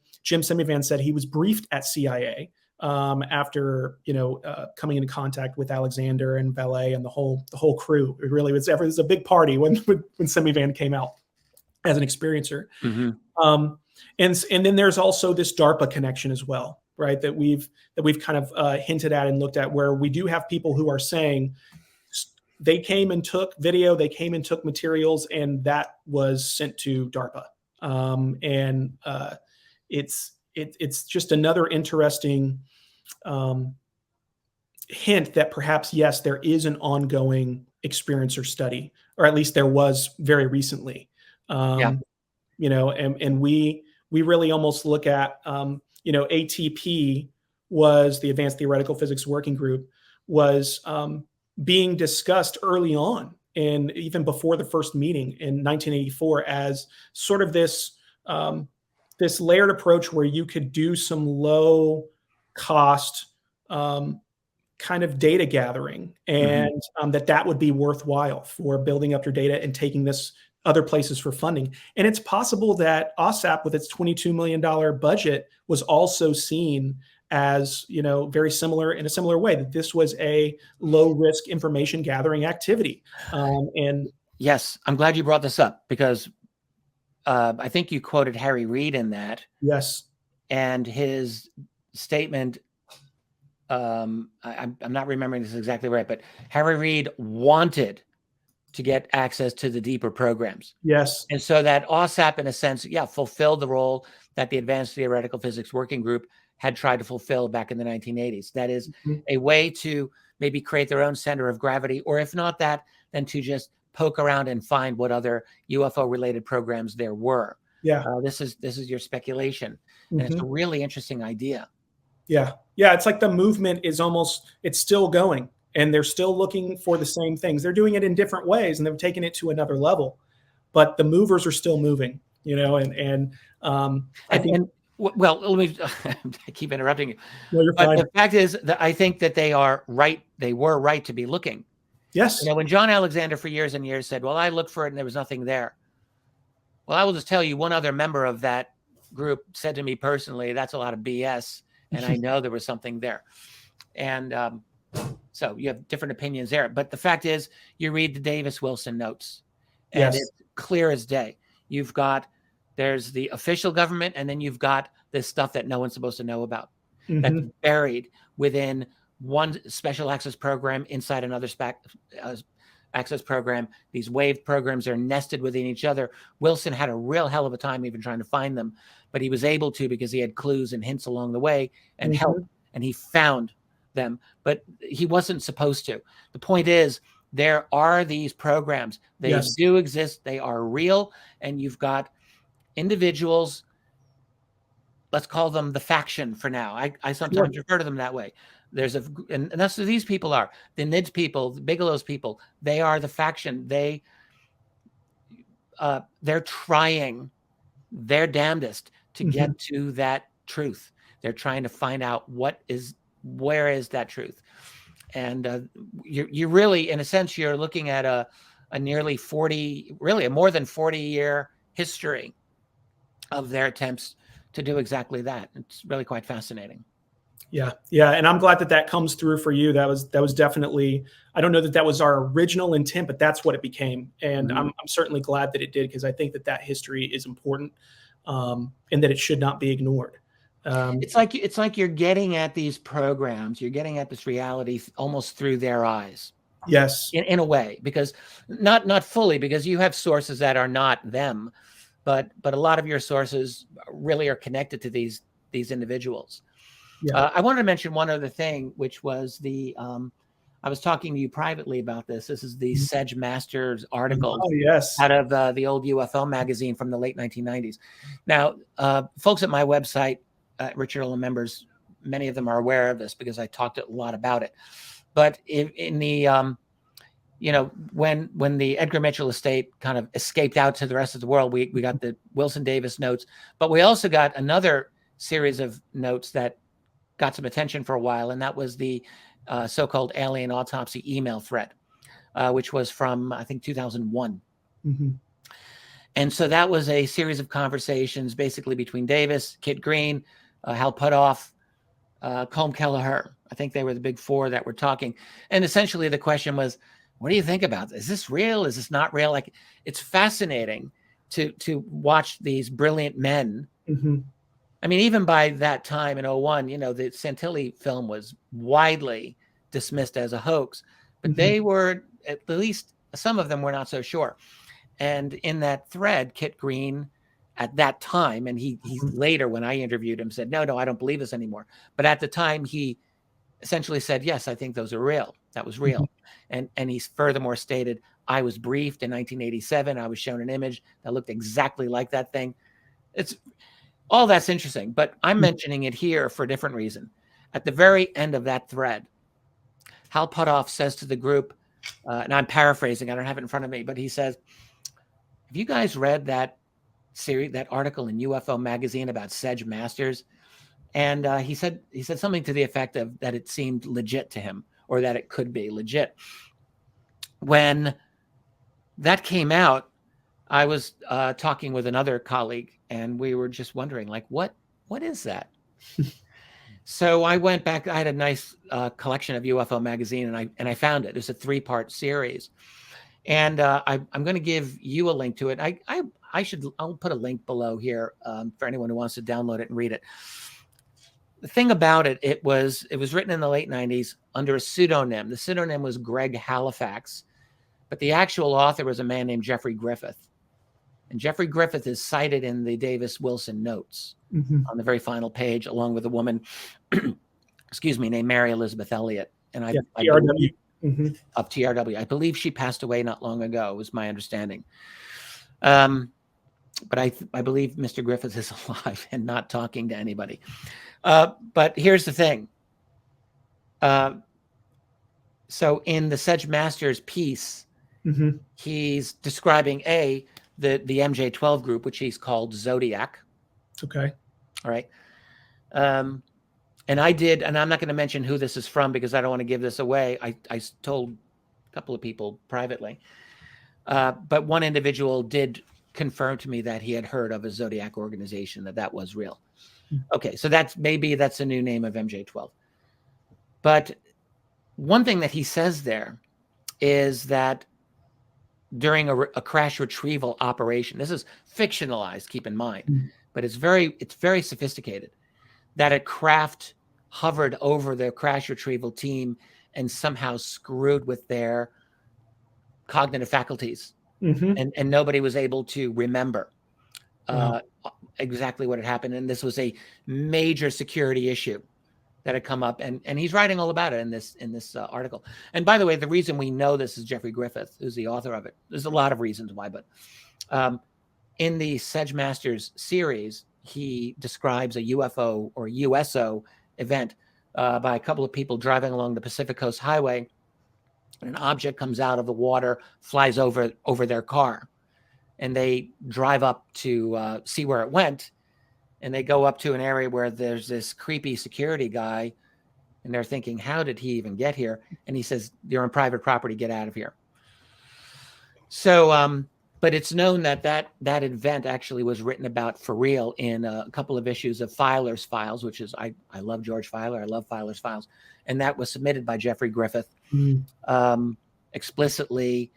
And there's a couple of other clues that indicate that he was Greg Halifax. He studied in Halifax, Canada. So that's one thing. But so his name is mentioned at the very end of the Davis Wilson notes on the final page, where they're talking about the Mary Elizabeth Elliott's the TRW story they said is legit. And I strongly suspect that the Griffith and Elliott were very close, and that is the story. I think it's entirely possible that she also is connected with that story of the UFO flying over. And where it took place was at Palos Verdes, right across from Catalina Island. Oh, wow. That little peninsula by Los Angeles on the coastline there, near Long Beach and all of that, facing the Channel Islands. One of the great hot spots of our world is that area. Wow. So anyway, I'll send it to you personally because I want you to have it. I created a PDF of that because it didn't exist anywhere. I just took a bunch of pictures of the old UFO magazine, and it is what it is. But just another tie-in. Yeah, it's another crazy tie-in to all of us. And I love that it's sort of it's around the edges. And I feel like a lot of the connections we made were by looking at the things that were around the edges, rather than, everybody, we get laser focused, but sometimes what you focus on determines what you miss. And, if it's well said, around the edges, and that you're like, oh, there's that connection to this, that's extraordinary that's there. Well, your research, you and Hermes, what's the last name? The Hermetic Penetrator. Hermetic Penetrator. Yes. The work that the two of you did makes me realize how much I missed. And I'm sure I'm not the only one. We're all focused on certain things that we're looking at, and we do miss much, much more. So I'm just so grateful, honestly, that the two of you went through this tremendous effort to go through this enormous amount of data and to find these patterns and corroborations and connections that the rest of us have just missed. It means obviously an immense amount coming from you. So I really do appreciate that. And I appreciate just the opportunity to be able to share it on your program and to do my best to talk through it. We didn't hit everything. But there's a lot there a lot meat left on the bone for people who are thinking about. I'm going to have it linked below, and everyone, I encourage you to just download it.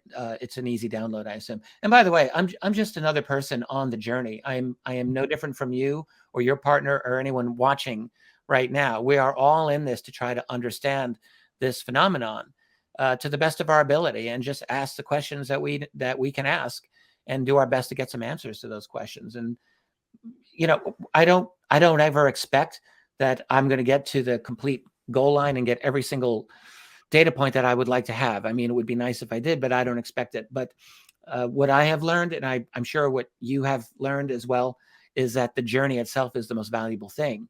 Right. By asking these questions and diving into this matter the way that we do, we learn much more than we actually realized we would when we set out. It's a tremendous learning experience, and there's a lot more to go. But I think you have uncovered a couple of very, very important themes, and I have a feeling that a lot of attention is going to come to this paper in the coming weeks and months. I don't know if it's going to be from the general public, but it will come from some very, I think, august and elect circles of individuals and scientists and people with security backgrounds and intelligence backgrounds who I think will probably want to get in touch with you. And by the way, so I'll have a link below to your paper. Shall I put a link for your website or any other, or the paper is on your website? Is that right? Yeah. If you link there, then you'll be able to get the paper and also be on my meeting page.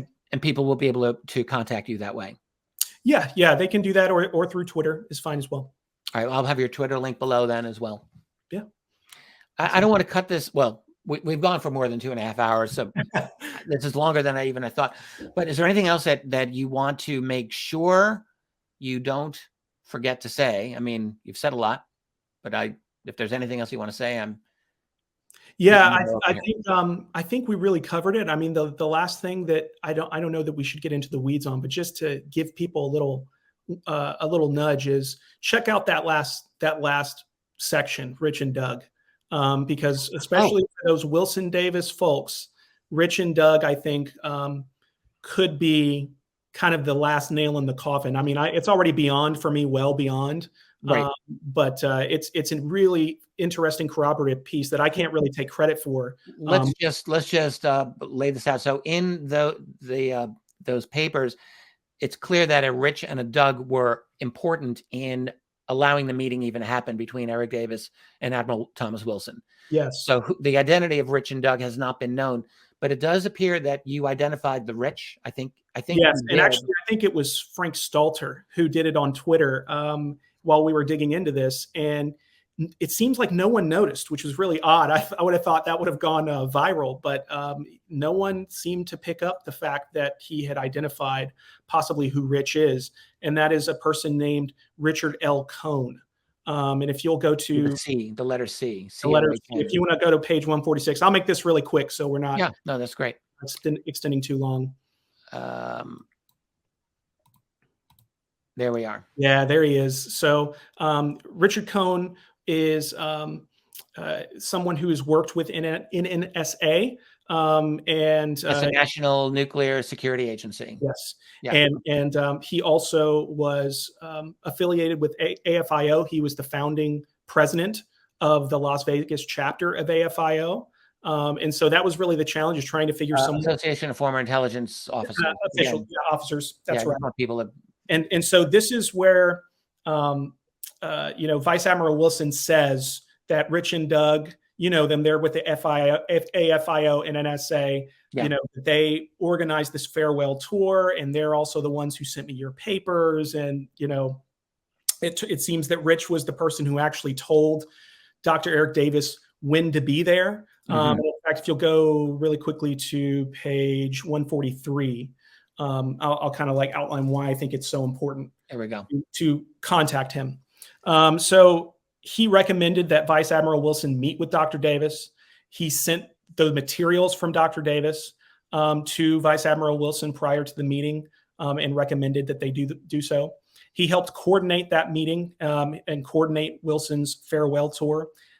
He probably set up the time and place, and he told Dr. Davis where to go and when to be there. And let's just say, I don't think that you meet in the back in a limousine in the back of a defense contractor's building to talk about your career. You probably he knew that they were going to be discussing these topics. And so I think it's, he's almost a direct link to the meeting that happened. Yeah. And so there's some other, I don't want to go run on too long, but there's also some possibilities there for Doug. Yeah, you weren't quite as sure about you had a couple of potential Dougs identified. So you're quite sure. I just want to make sure that people, especially our Wilson Davis sleuths, do check that out. And it's not it was sort of an after postscript kind of thing. But I think it could be, important to further corroborating that meeting happened. Absolutely. Yeah. I really feel not at this point that it really requires that. Yeah. Same. Wilson did exactly what he said he would do in those notes, which is that if this comes out, I'm going to deny everything, and I'm going to break off all communication with you people. Absolutely. And that is what he has done. And obviously, he cannot possibly acknowledge to this because it's way too sensitive. Mm-hmm. And these people all of them are maniacally concerned about their security clearances. Mm-hmm. This is one thing. I've had a lot of arguments behind the scenes with some very well-meaning activist types of individuals who just believe these guys should just tell all that they know. They should just spill it all. And yes, I think we would, the rest of us would love for that to happen, but we're not in their position. Yeah. And we don't really know what penalties they are looking at if they were to do that, and what potential threats might exist, and what their fears are if they give this information up. So whereas I want one of these people, in fact, I practically begged one or two to come out and make statements, but if they're not going to do it, they're not going to do it. Yeah. Yeah. And Davis came right to the edge of almost acknowledging that, yes, this is true. If you watch his interview that he did, I think you referenced the one with Stephen Greenstreet, which was pulled. Yeah. That was pulled, but you got the transcript. We all know it. And he essentially said, oh yeah, they came out of Ed Mitchell's estate. Can't talk about those. They purportedly have classified information. Yeah. Yeah. Yeah. He didn't exactly say it.